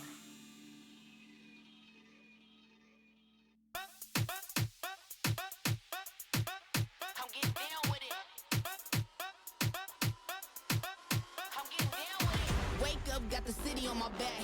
We locked in and the wind just stacked. No shortcuts, had to learn what I know. Now all I see is blessings, straight flow. New day, new level, I'm up. This is calculated, never needed luck. Never fold under pressure, I just level back. I got the vibe that they want, yeah, I've been that. I'm getting down with it. Yo, I'm getting down with this. Spitting live, getting fresh, I'm all over it. Yo, I'm getting down with this. Spitting live, getting fresh, you can't handle it. Yo, I'm getting down with this. Spitting live, getting fresh, I'm all over it. Yo, I'm getting down with this. Spitting live, getting fresh, you can't handle it. Pull up, got the whole room watching. Energy hype and the speaker straight knocking. Everybody vibing, heads start bobbing. Game stay on lock, cause there ain't no stopping. New style when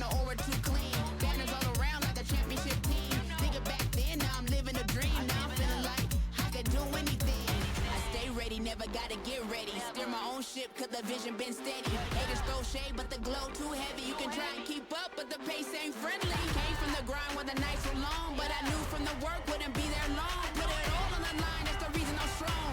No, I'm not next, I've been on. Yeah, you know I've been on.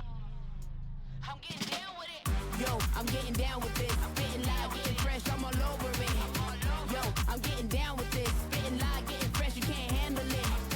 Yo, I'm getting down with this. Spitting live, getting fresh.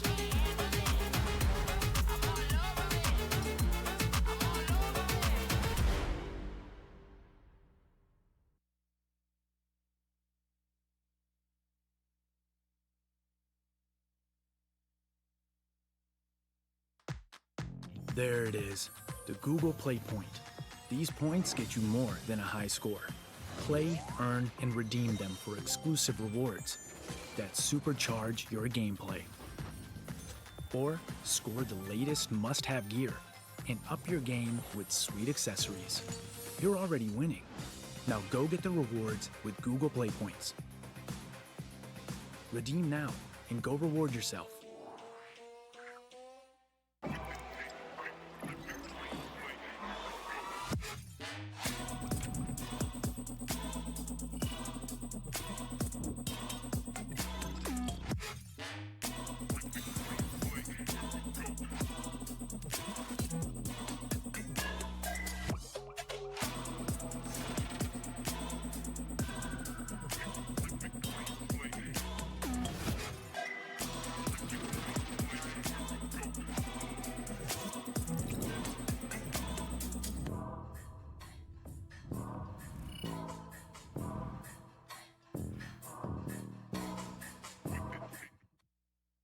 스타의 역사를 이어나가는 자부심. 저그 프로토스 테란이 가장 많은 14명. 타티오가요 가장 많이 올라갔어요. 그 정서를 깨버렸습니다. 노력을 통해서 15년 만에 다시 한번 대결을 펼치게 됩니다. 찍어 누르는 그 힘을 보여주는 한길까지 진짜 세계 첫 대급 경기. 말도 안 되는 승부 명장면이 계속. 에바의 결승전.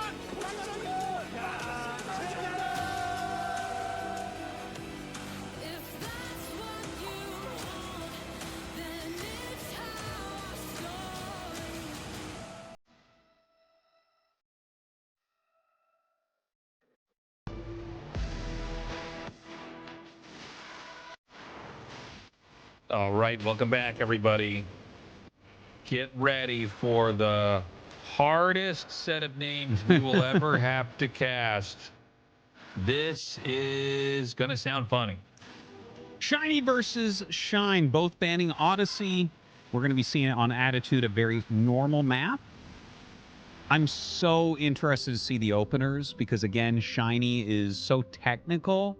But Shine has wild openers. If he does something kind of wild / cheesy, that I don't think would work well against SHINee. But if he does one of his weird macro builds, I feel like that would do well. Let me explain, right? So if you're trying to do some sort of like, ooh, this is like a very kind of aggressive, cheesy opener all in, generally like factory and starport openers fare well against those.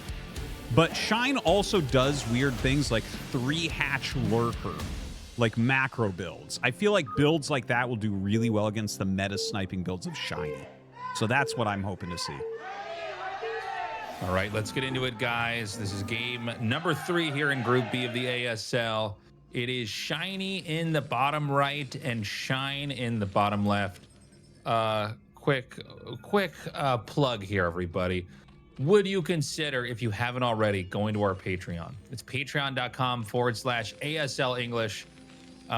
We want to keep doing this forever, and we would not be able to do it without you guys. It's been such a blessing to see that StarCraft has been around for this long, and it's our mission to keep bringing it to you guys. So yeah, anyways, consider signing up for the Patreon if you haven't already. We would love to earn your support. Yeah, a big thanks to everyone who has signed up.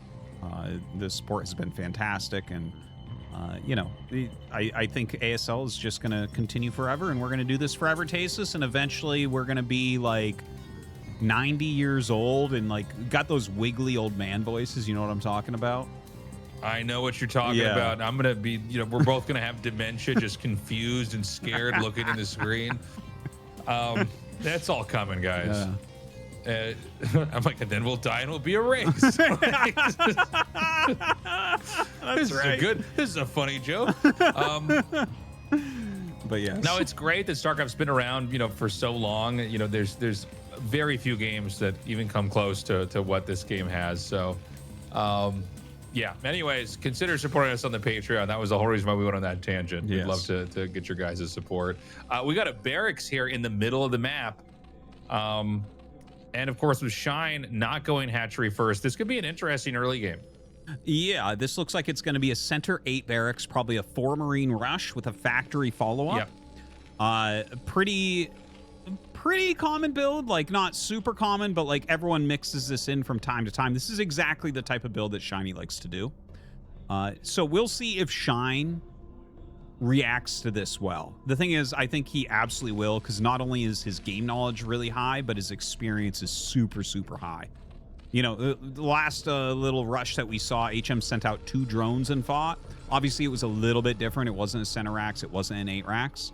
But I think Shine will take this appropriately seriously and know exactly how he wants to follow this up as well. So he hasn't spotted it yet, but his Overlord is about to go into the main. And when you see the gas, you should probably know what's coming, especially when there's no wall in here. Yeah, so a few things are going out onto the map right now and are going to scout those, so that's really, really helpful. I actually even kind of missed that it was the pool first here, which is funny because pool first is such a good counter to this.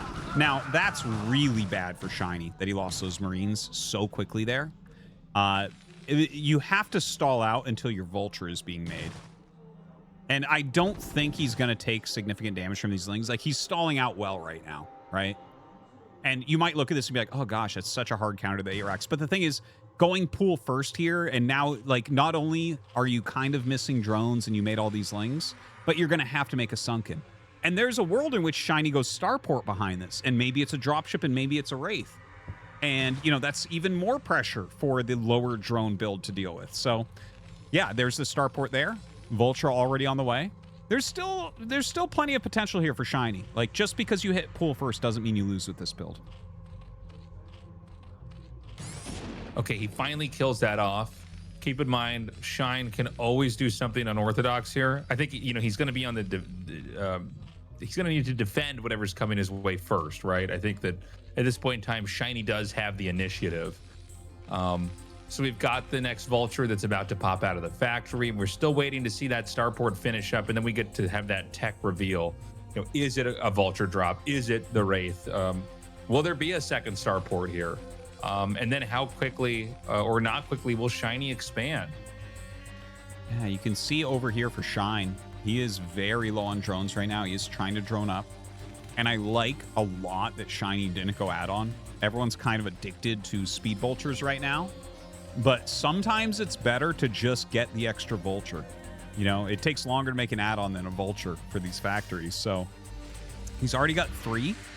And thinking, the thinking here is, okay, you have a Sunken, but you lost most of your Zerglings, so I can run by the Sunken and kill all the drones at your natural. And that's exactly what he's going to try to do here. Beautiful. He just wedges this right back here. Oh, that is bad control. Oof. Very and painful. SHINee almost ate his lower lip. Yeah. He lost that. 3 Vultures is so much more than 2. Yeah. And of course, one of these Vultures is already pretty low on HP here. So he's going to take the drones out and try to fight. And one more Vulture is picked off here. The drones can drill this as well. And this is looking really good here for Shine. Yeah, that was a great hold there by Shine. Really, SHINee, or rather, Shine was probably not going to do that unless that Vulture died. If 3 Vultures are there, you don't do that move. Like, it takes a lot longer to clean up. So, huge executional error here by SHINee. But at least his Wraith is getting some Overlord kills. Yeah, that's true. It looks like he's going to go up to 3 Overlord kills. No, I think he's going to back out before the Scourge can hatch here. The Ling's going to scout. That's shot down by the Vulture. And he's going to go for Cloak here. Now, can you get a second Starport with this Tastosis? Does that make any sense? No. You go 3 Wraiths with this generally, and you'll go into Science Vessels after that. Oh, okay. And so then you go into bio, basically. You kind of do Yeah. And the thing is, he might just expand from this. It's a little bit rare to even see this opener go directly into the cloaked wraiths here. Ooh, he has... Dude, Shine is so smart to have a drone just hold position on that ramp there. Look at that. Blocks those speed vultures.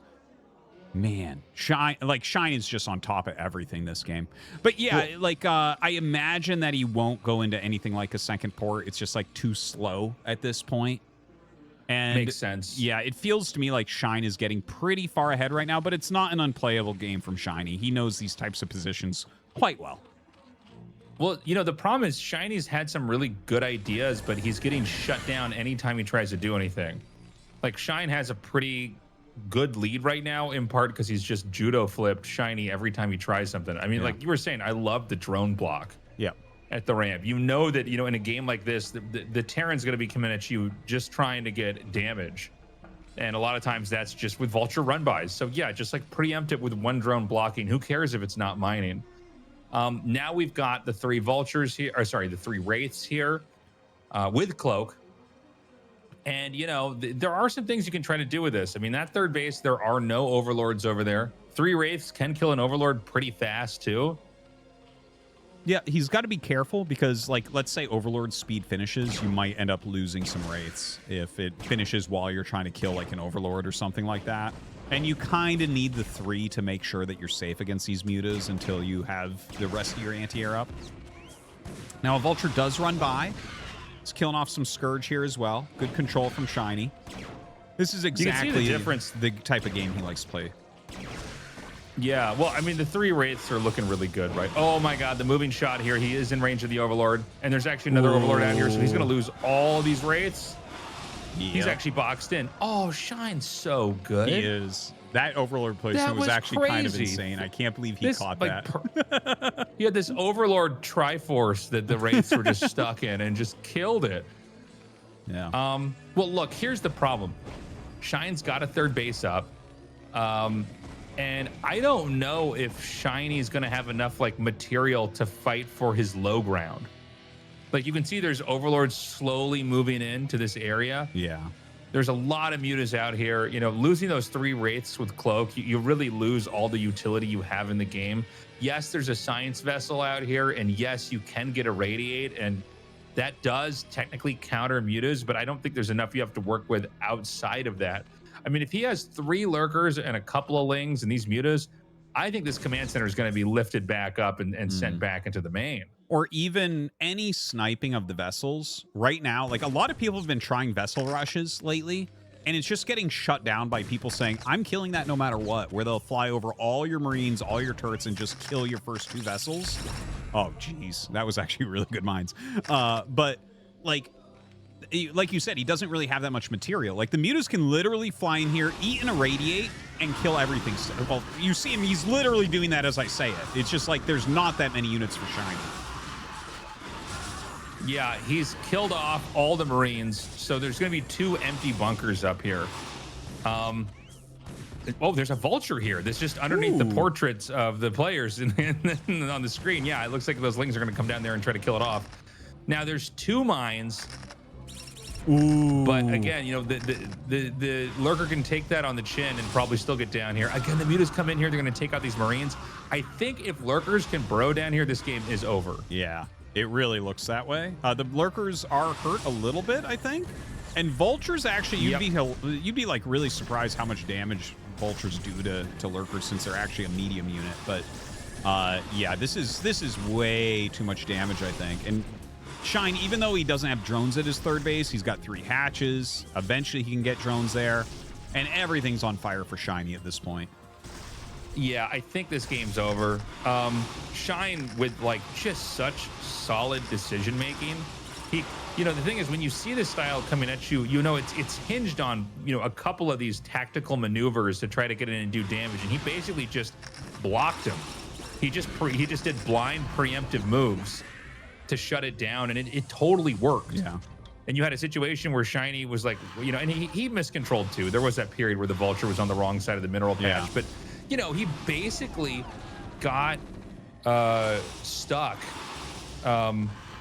trying to send vultures in and then just losing them, and then trying to send wraiths in, and then Shine had the overlord, position where like you could basically trap the wraiths in there and moving shot them down too. And once it was all said and done, he didn't have really anything to actually fight and defend. And that's why we're seeing these situations where the mutas just basically stop and just kill the Marines because there's not enough. You don't care if you drop a couple of mutas here because you're just killing everything he's got. He's never going to land that command center down there again. This is pretty damn cool. Okay, SHINee GG's, which means Shine wins the group. So Shuttle wins day 1, day 2 won by Shine. These third seeds crushing so far, Tasteless. It's so weird. I mean, I'm very curious what the round of 16 is going to look like. We're already missing a couple of key players from this ASL, and we had some unusual people advancing. Again, no disrespect to Shuttle or Shine, but those are not the guys you think of when you immediately think of the round of 16 and who you have to see there. Yeah. Now, Shiny's looking very good. That was a very specific kind of game, and I think he put up a good fight, but it was a game where he was never really able to get to that macro phase, right? Never able to really get his second base up and running. I think he's still got a shot to advance. I think he'd be a very unusual character to have in the round of 16, but I mean, if he can beat Sharp, you can basically do anything. Coming up next, guys, I think we're going to have the elimination match here. That's right. But first, an interview. Shine getting ready for that right now. I'm really happy to see him back in the round of 16 immediately after not being in ASL for several seasons. But great to see. Great personality. Great builds. Let's go to that interview. ASL 시즌 22 24강 비조 경기 함께하고 계십니다. 오늘의 첫 번째 16강 진출자 태풍 이영환 선수 만나보겠습니다. You're watching the 축하드립니다. ASL Season 22 round of 24 Group B. And now, we have our first player from today's group to advance to the round of 16. Shine, congratulations. Thank you. Shine, it's been a very long time since you've made it back to the round of 16. Looking at the records, it's been 7 seasons. You probably didn't expect it would take this long to get back. But today, with 2 excellent wins, you're the first player from Group B to advance. How are you feeling right now? 되게 진짜 너무 오랜만이었던 것 같아요. 오늘 올라간 거 자체가 너무 오랜만인데 사실 It really has been a long time. I used to make the round of 16 pretty regularly. So after missing it for so long, I started wondering if maybe it had gotten too difficult for me. After the qualifiers, I tried to let go of some of that pressure and play with a more relaxed mindset. But today, a lot of people came out to support me and cheer me on. That gave me a lot of energy. It almost felt like I was back in the old days again when I used to be a pro gamer. I think that support really helped me today. 그게 좀 힘이 많이 됐던 것 같아요. 오늘 이영환 선수의 두 번의 경기 모두 이영환 선수의 경기력이 이 정도인데 In both of your games today, your gameplay reflected so much experience. It almost makes you wonder how you went this long without reaching the round of 16. In your first mirror match against Action, your early Zerglings didn't get as much done as you probably hoped. It looked like you were in a somewhat difficult position early on. How did you see the game from there? Yeah, I didn't get as much as I wanted with the Zerglings, so I was a little behind. But once my Mutalisks came out and I started moving around with them, I felt like I had the initiative. I thought I had enough control of the game to catch back up. So honestly, it didn't feel quite as difficult as it may have looked. You used that aggressive Mutalisk timing you're known for and managed to turn around a difficult opening. Then in the final match against SHINee, was your overpool build partly meant to account for the possibility of a center barracks? Yeah. In games like this, SHINee uses simple all-in builds pretty often. So I thought that as long as I didn't lose outright to a build order gamble, I could recover even if I fell behind. That was really the main thing I was thinking about. And this time, everything lined up really well and the game developed the way I wanted. And after that, we saw even more of that experienced gameplay. You blocked the entrance with a single drone, defended against the wraiths, and then found the right timing to counterattack. Overall, how satisfied are you with your own play today?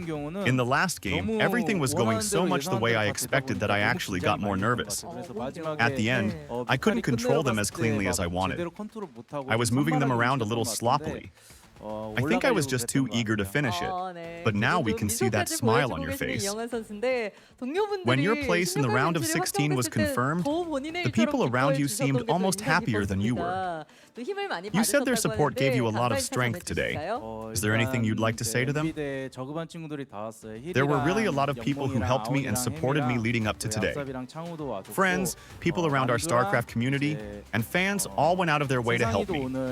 Some people came here in person to watch my games and cheer for me. There were even people I hadn't seen in a while who came out specifically to support me. Someone brought me coffee when I wanted one, and little things like that really meant a lot. Seeing everyone support me almost like it was their own match gave me a lot of energy. There were also people who wanted to be here but couldn't make it and were cheering for me from home. So I really want to thank everyone who helped me prepare, everyone who came out today, and all of the fans who supported me. I think I was able to advance with all of that support behind me. Thank you so much. 마이준 이사장님도 오고 싶은 마음이 굴뚝 같았겠지만 이제 좀 일정에서 못 오셨던 것 같은데 너무 감사하고 우리 MB 대표님도 너무 감사합니다. 네, 또 정말 It sounds like all of that support from your friends, the people around you, and the fans really gave you strength today. Oh, I almost forgot. Thanks to the two streamers who came out to support me. I really appreciate it. It's been a long time since we've seen Shine playing this well on stage. We'll be looking forward to seeing you at the round of 16 group selection and, of course, in the round of 16 itself. Congratulations. Thank you. We've been talking with SHINee, the first player from Group B to advance to the round of 16. We'll take a short break and then return with today's losers match and final match. 저희는 잠시 쉬었다가 오늘의 패자전과 최종전으로 돌아오겠습니다.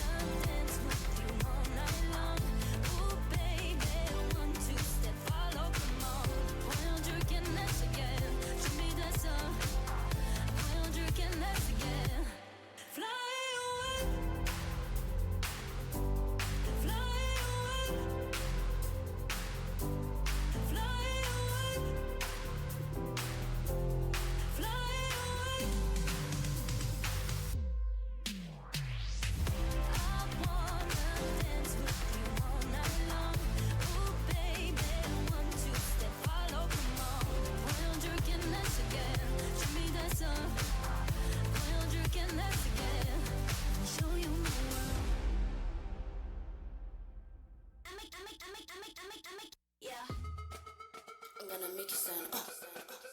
I need all your attention. I'm gonna make you stand up. Stand up. I'm gonna make you stand up. I need all your attention. I'm gonna make you stand up.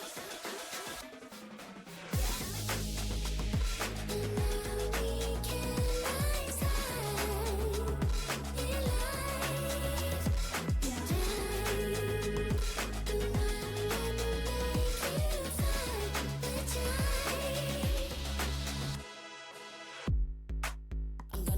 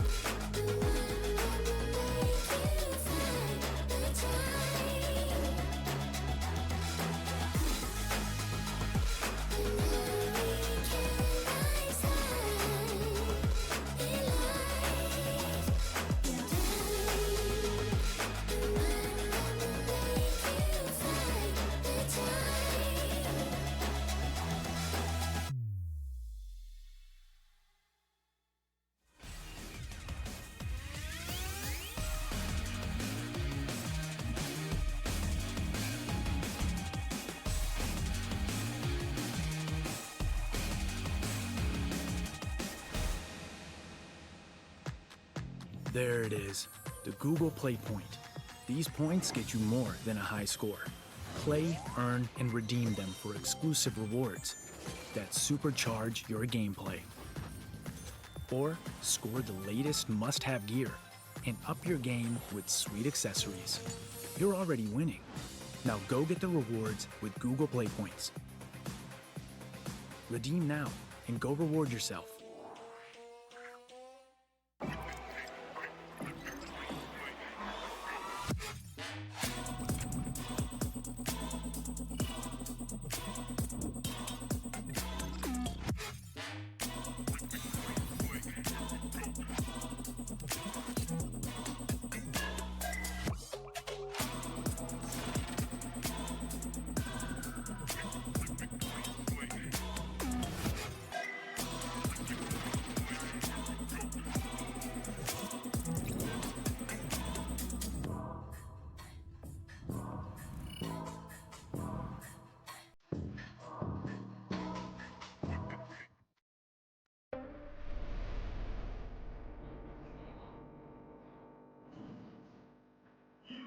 Welcome back, everybody. Thank you for waiting. We got another TVZ coming your way. Action versus Sharp is next. Very, very cool. Attitude and Colorless Fate going to be vetoed. Odyssey for a Zerg versus Terran. Haven't seen as many on this map. I actually did see Action play this map the other day in a Zerg versus Terran, but I'm not sure the way it's supposed to look. Because you start mining really, really quickly, obviously. It feels like fast expansions make a lot of sense. The game that I saw, at least, involved, like, really... It felt like Command Center first, where it was, like, really fast tech and bio all together from the Terran player. And if Sharp does something like that, then I kind of like his chances. Yeah, I'm still wrapping my head around the way this all works with the income, you know. One thing that's always been consistent in StarCraft is up until, you know, this map's been added, is that you can always kind of count on the pacing of income to be the same as long as you're distributing your workers quickly. Yeah. I'm going to probably say this a couple times during the round of 24, but for people that are tuning in here who, you know, you didn't watch day one or you haven't seen this, this is a new thing they've added, is they've added a fastest money map element to this map. Now, it doesn't change how quickly your gas comes in, and that's important to remember, right? Your minerals come pouring in very fast, but the gas is the same as it would be on any normal map. And so one of the things that seems to shape the way people play on this map is that they get additional bases very fast, right? Because that's only minerals. Yeah, and it because you have like 8 or 9 stacked patches here, it basically tells you, like, you shouldn't expand too quickly. Is that a secondary hatchery right next to his... Wow. That's fascinating. Really? That He put it there? fascinating. That's crazy. Why would he put it there? So that he can't get bunker rushed. I think it's as simple as that. Is like Action thinks that it's likely a Marine Rush will come. Because obviously a Marine Rush would come out very, very quickly here. But yeah. Oh, thank you, by the way. Love the sign. Great to see you there. So I think that's what it is. That's like totally crazy, though. 2 hatch in your main base and a spawning pool. It's like I'm watching a computer play right now. And the worst part of this for Action is that Sharp's build is a very fast expansion. So he went like depot racks. And by the way, the depot was super, super fast right into his command center. So without any question on earth, Sharp's build is way better than Action's. Yeah, well, you know, Action basically, you know, dodging what could have been a bunker rush is going to have his development a lot slower. I just can't believe we saw that. I mean, it looked like it was a ZVZ build to start this off. It's very cool. Okay, so yeah, I mean, Sharp is going to be getting the benefits of this extra base a little bit more quickly. And then I guess we got to see, you know, where exactly the game's going to go from here. We've got the Lings hatching now. The layer has started. So this is going to develop into a game that looks, as far as tech goes, it looks like a lot of ZVTs. Oh, he what? chased out What? the SCV that saw the 3 hatch and the lair and immediately canceled into a Hydralisk den. Oh, that's my God. crazy. This really could catch Sharp off guard. So, yeah. And keep in mind, Hydras are low cost with gas. Mm-hmm. Right? So he's basically doing like a 3-hatch Hydra bust on steroids. Yeah. Now, what can Terran do to stop this? And by the way, there's a reason we basically don't see this, except I think Jadong versus Flash. I can't remember what year, but it was like such a crazy game. It's like I can call that one up in my brain out of all the games I've casted. But the reality is, if you get a bunker or even 2 bunkers, like Hydras just can't kill it. Hydras are just so bad against bunkers. But if you can blindside them with this, the Hydras will just beat the Marines. They're not going to have stim, I think, in time. They're not going to have any of the stuff they need in time. If this Vulture goes out and makes it across the map, like if he sees this is coming, Sharp will win. Like he'll be so far ahead. Now, that is probably stim on the way, and I think that there's already a starport on the way, and I think there's already a second barracks on the way. Yeah.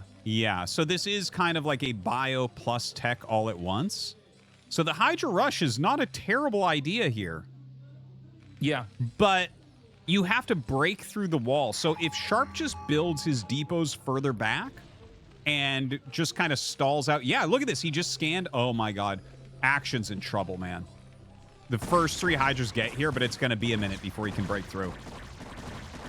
Yeah, he is repairing with 1 SCV. He's going to send a few other SCVs up here. The Lings are going to go ahead and hit this. He's opened it up, but it's still pretty congested. He's going to go now for the second depot over here. And, the Hydras, I mean, the DPS is just so high. He's going to go for the Marine now.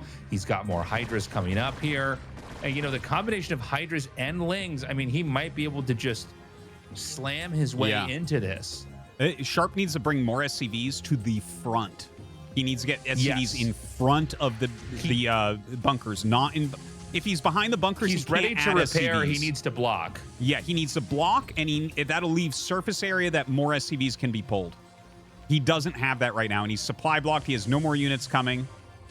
He's getting ready to stim and run into his bunkers, but I think the DPS might break these bunkers. Sharp is just not positioned correctly with these SCVs, I feel. Okay, he's going to come in. He's hitting these bunkers, and the first one goes down. There are 2 more in the back. The next one is going to fall. I mean, I just don't think there's enough to stop Action here. Yeah. Action has so much. This game is over, and you can see Sharp recoiling in his chair. Yeah. This is not something you get to play against almost ever, right? And some of this is being accelerated by the nature of the resource gathering on this map. Wow. That's unfortunate. I thought I'd have plenty of time to talk about this, but Sharp's actually in really good shape right now. But he goes 0-2, gets last in his group. Crazy stuff. Crazy stuff. But I tell you, sometimes we see stuff like this where the top pros just don't get cheesed enough on the ladder. The top pros are only playing with each other. If he played the ladder a whole lot, he would know he needs his SCVs in front of the bunkers. He needs them already touching the bunkers so that he can pull more SCVs, because the DPS is super high from Hydras in a ball, and they do full damage to bunkers. So you just have to have a ton of SCVs ready, and he didn't have that, unfortunately. So Action's going to go to that final match. Yeah, he played really well, and again, that's not. You can't do a Hydra Rush that's that strong on just a normal map. He had... Okay, wait, guys, we're going to go to a break. Coming up, it's going to be the final match of the evening. We'll be right back.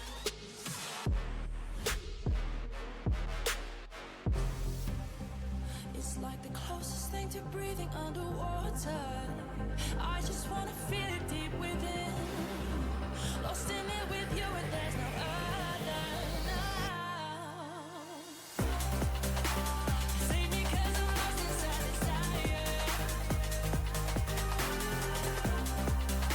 Every minute that I'm with you, I get higher.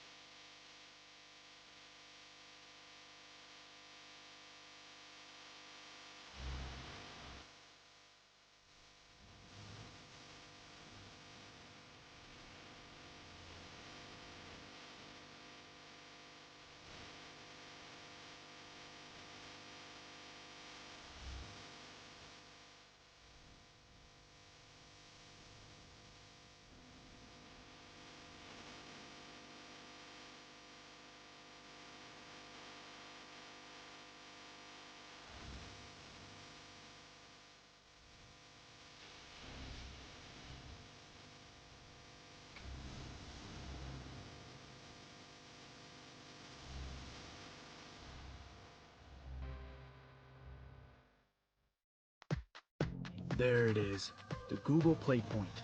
These points get you more than a high score. Play, earn, and redeem them for exclusive rewards that supercharge your gameplay. Or score the latest must-have gear and up your game with sweet accessories. You're already winning. Now go get the rewards with Google Play Points. Redeem now and go reward yourself.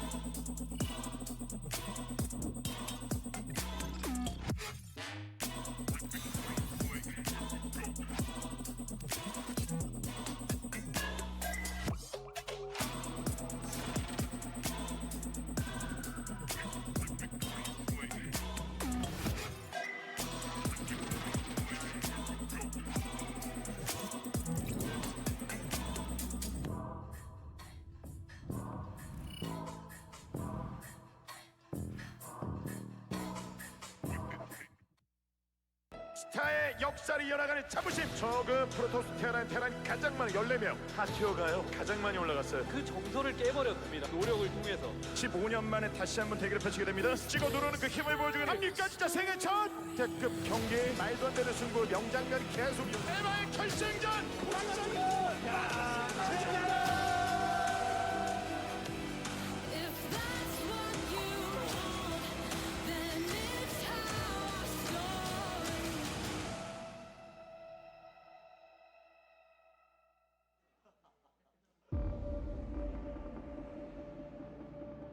ASL Season22.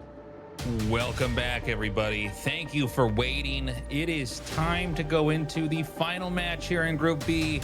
Another TVZ, Artosis. Yes, yes. Action or SHINee will be advancing alongside Shine.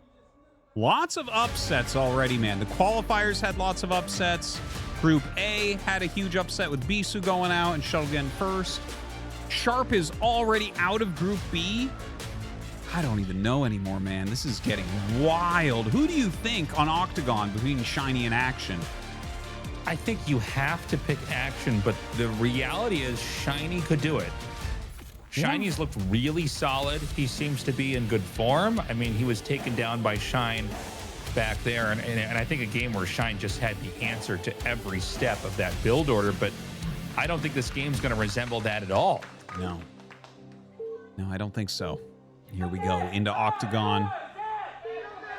I can't wait to see what SHINee opens with, because I feel like that's almost everything here, you know?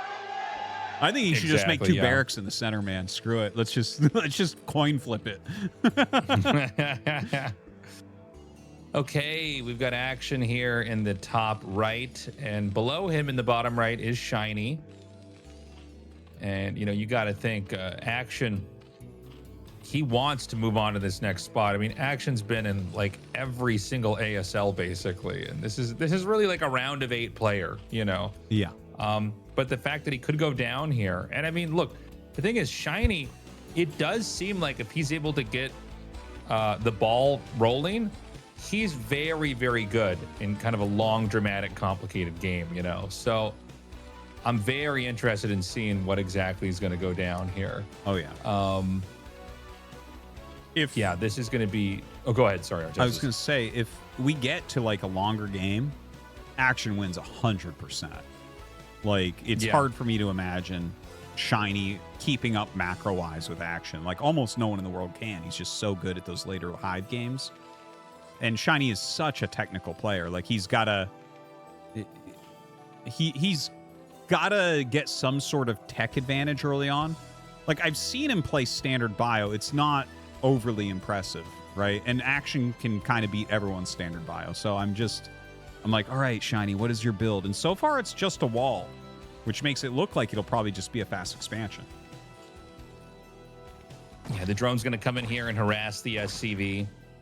We've got the other SCV here to kind of help defend and try to repair that. He's going to switch him off, take the attacked SCV and move it on over here. But you got to be careful. You know, drones do have that ranged shot, so you eventually have to swap that guy out. And Action's going to send this drone over here and go for hatchery first. By the way, I will mention that Action scouted the center. So if he had gone for the BBS in the center, Action was already checking for that. Yeah, that could have been disastrous. Yeah. It's one of the most painful ways to lose is you throw that barracks down in the middle of the map, and the drone comes and starts attacking it, and you go, well, we can't do anything now. Yeah, that's a pretty lost game from that point. But lots of scuffling with this early drone from Action. And he's just expanding normally, getting his spawning pool. Should be starting his gas very shortly here. Oh. Look at where his drone's going. He might actually go third base on location here, which is not very common in situations like this. Normally, if you go third hatch on location this early, it's either with gas, so you have speedlings, or after a pool first, so you're denying scouting. Here, he's done neither. So this makes it really tricky because SHINee will look at this and say, okay, where's your third hatch then? Right? Like, where is it? Oh, it's not here? Then that means you expanded somewhere. So he's going to know, but there's not like already speedlings out on the map to stop him from pushing.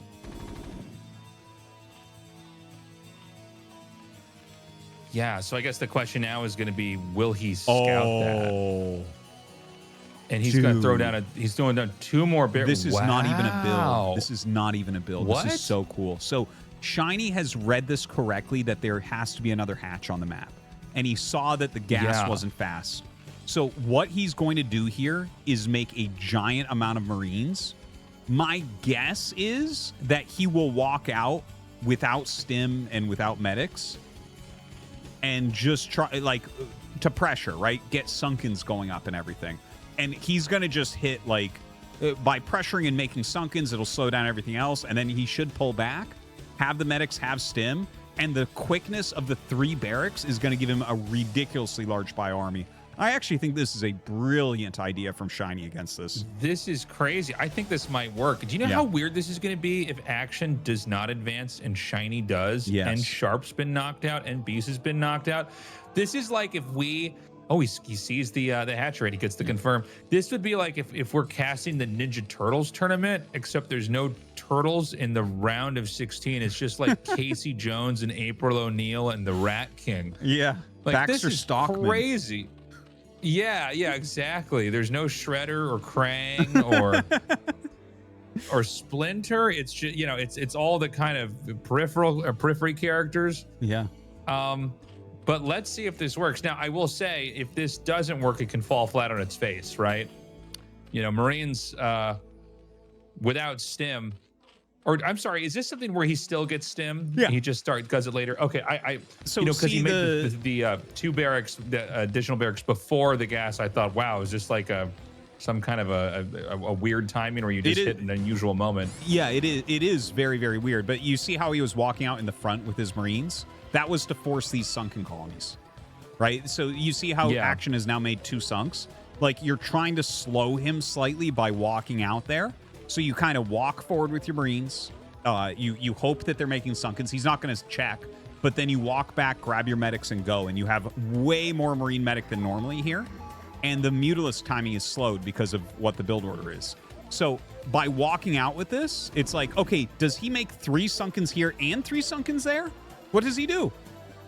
Because he's got it. That's like the only way to make sure you hold this. He needs at least 4 sunkens to hold this at both bases. And if SHINee chooses the right base, he'll kill it. 2 sunkens does nothing. 3 is not enough. 3 is not enough. He needs 4. He's moving up now. He's gone up to 5. Where is he going to go? Is he going to veer to the top left? Keep in mind, this is a lot of drones. You have to sacrifice a drone to make a building as Zerg, right? So it's it's not like Protoss warping something in or an SCV building something and then right back to mining, right? So I mean, this is painful. Yes. Oh, he's going to cancel this over here. Now, he scans, he sees that there's right now just actually he canceled one of the creep colonies. So there's only 4 max. Yeah, I don't know. It's just like pattern recognition, but eventually you can just look at a bio ball and know how many you need. And that he needs 4 for this. I think he started the 5th on each because he was a little bit slow. So he might need that 5th warping in as the bio gets there. But he canceled them when he slowed the bio slightly. So he's forced 4 sunkens at both bases, which is huge. Like that, how many drones does Action have? It can't be very many. They all turned into buildings. And now, like, the mutas are really late coming out, and they're slow, and, like... The thing is, it's still playable for Action, but he doesn't have nearly the advantage he was going for. Could he try to bust it now? I mean, he's got a lot. And there's not really a lot of mutas out here, right? Like, the mutas, they can't buy that much time. He's going to go for it. Yeah, this might be able to do it. Yeah, that's a lot. He's going to go. He has 4 medics now. He's got the double fire bat in here as well. Oh, God, tasteless. Oh, my God, this round of 16 is going to be so strange. No Ninja Turtles in the Ninja Turtles tournament. This is it. I can't believe it. That's it, GG. Wow. Great job there by SHINee. Well, I tell you what, he had a very strong counter to this non-build that Action did. No one takes third base on location before gas. Yeah. After a hatchery first. It doesn't... Because if you go pool first, you deny the scouting, so they don't really know what's happening. If you go gas, there's the question of if you have speedlings. He did neither. SHINee read the situation correctly, made a counterplay, and it was the perfect counterplay, and he just found a hole in the armor of Action. It was I'm so stranged out that that's what Action decided to do. Like, that's not a real strategy. And that's why. There you go. SHINee advances. Did not seem to respect the information that SHINee had. And, you know, SHINee basically computed it perfectly. Saw that this was a far out, super fast third hatch. Went for a punish because, you know, the reason why Zergers don't do that is because they have to defend 2 locations from a ton of Marines. That's just, it's very draining on your drone count to try to protect that. And then, you know, he basically didn't go too fast. He waited for the right moment and attacked in. Interview time, guys. ASL Season22 24강 비조 경기 함께 We've now 하셨습니다. finished the Group B matches in the ASL Season22 round of 24. And after another eventful day of games, the final player to advance to the round of 16 is SHINee. Congratulations. Thank you. 경기 전 인터뷰에서 굉장히 떨리는 During the 마음이 pre-game 저에게도 interview, 전해졌던 I could really 김재현 feel just how nervous 선수입니다. you were. It's been such a long time since you've stood on a stage like this, and now you've made the round of 16 for the first time. On top of that, you took down both a Tier 1 and a Tier 2 player along the way. Even now, it looks like you're still trying to process everything. You must be feeling great right now. How are you feeling? Honestly, I'm still so nervous that I can't even remember what happened in the games. I don't really remember how I managed to win either. Then I'd like to hear a little about how you prepared. The final build that Mind recommended to me ended up fitting the situation perfectly. It worked out exactly the way he said it would. In the final match on Octagon, you added more barracks, massed Marines, and eventually broke through at one point. Was that also the build Mind had recommended to you? Yes, it all matched up perfectly. Did he give you that advice here today, or was it something you had been working on during practice? I actually got the recommendation right before the match. Wow. So it really was last-minute advice. Unfortunately, we can't bring Mind up here onto the stage right now, but I can see that a lot of the people who helped you reach the round of 16 are sitting right below us. You have plenty of friends and supporters here with you today. Yes, Ginuda is here as well. Maybe looking at them while we talk will help you relax a little. I am so nervous even now. Right from your first match against Sharp, it felt like something was different today. Your Wraiths taking down his battlecruisers were especially impressive, along with the way you used the rest of your army. Sharp had managed to gather quite a large number of battlecruisers. What were you seeing that made you decide you could fight into that position? I kept scanning around the 7 o'clock area, and I noticed that he didn't actually have that many tanks, so I cut his position in half. From there, I just focused on building up enough units to break through, so you realized there were enough openings to attack him from several different directions. Yes, for someone playing on the ASL main stage for the first time, your decision-making and your ability to control your nerves have been really impressive. It's hard not to wonder what you might be able to show us in the round of 16. How does it feel knowing you're going there for the first time? Honestly, when I came here, my original goal was just to get one win.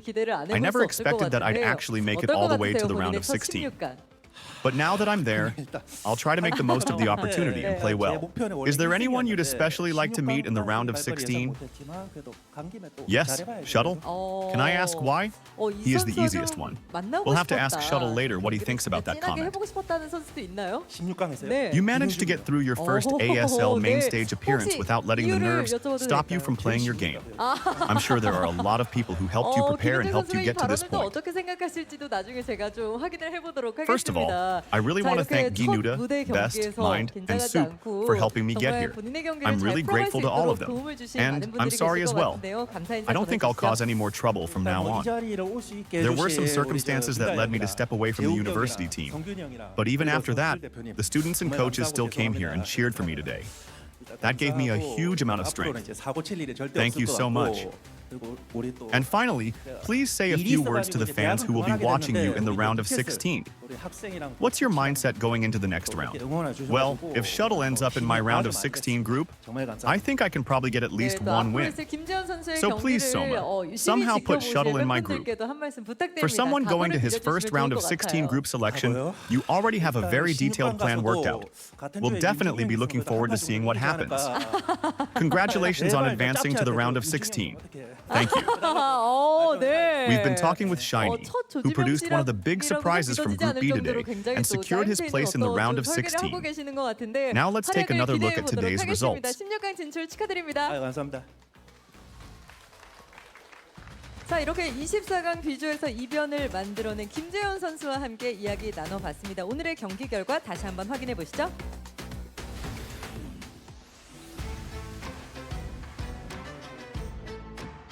Well, there you have it, guys. It gets weirder and weirder and weirder. Look at who's advancing so far into the round of 16. What?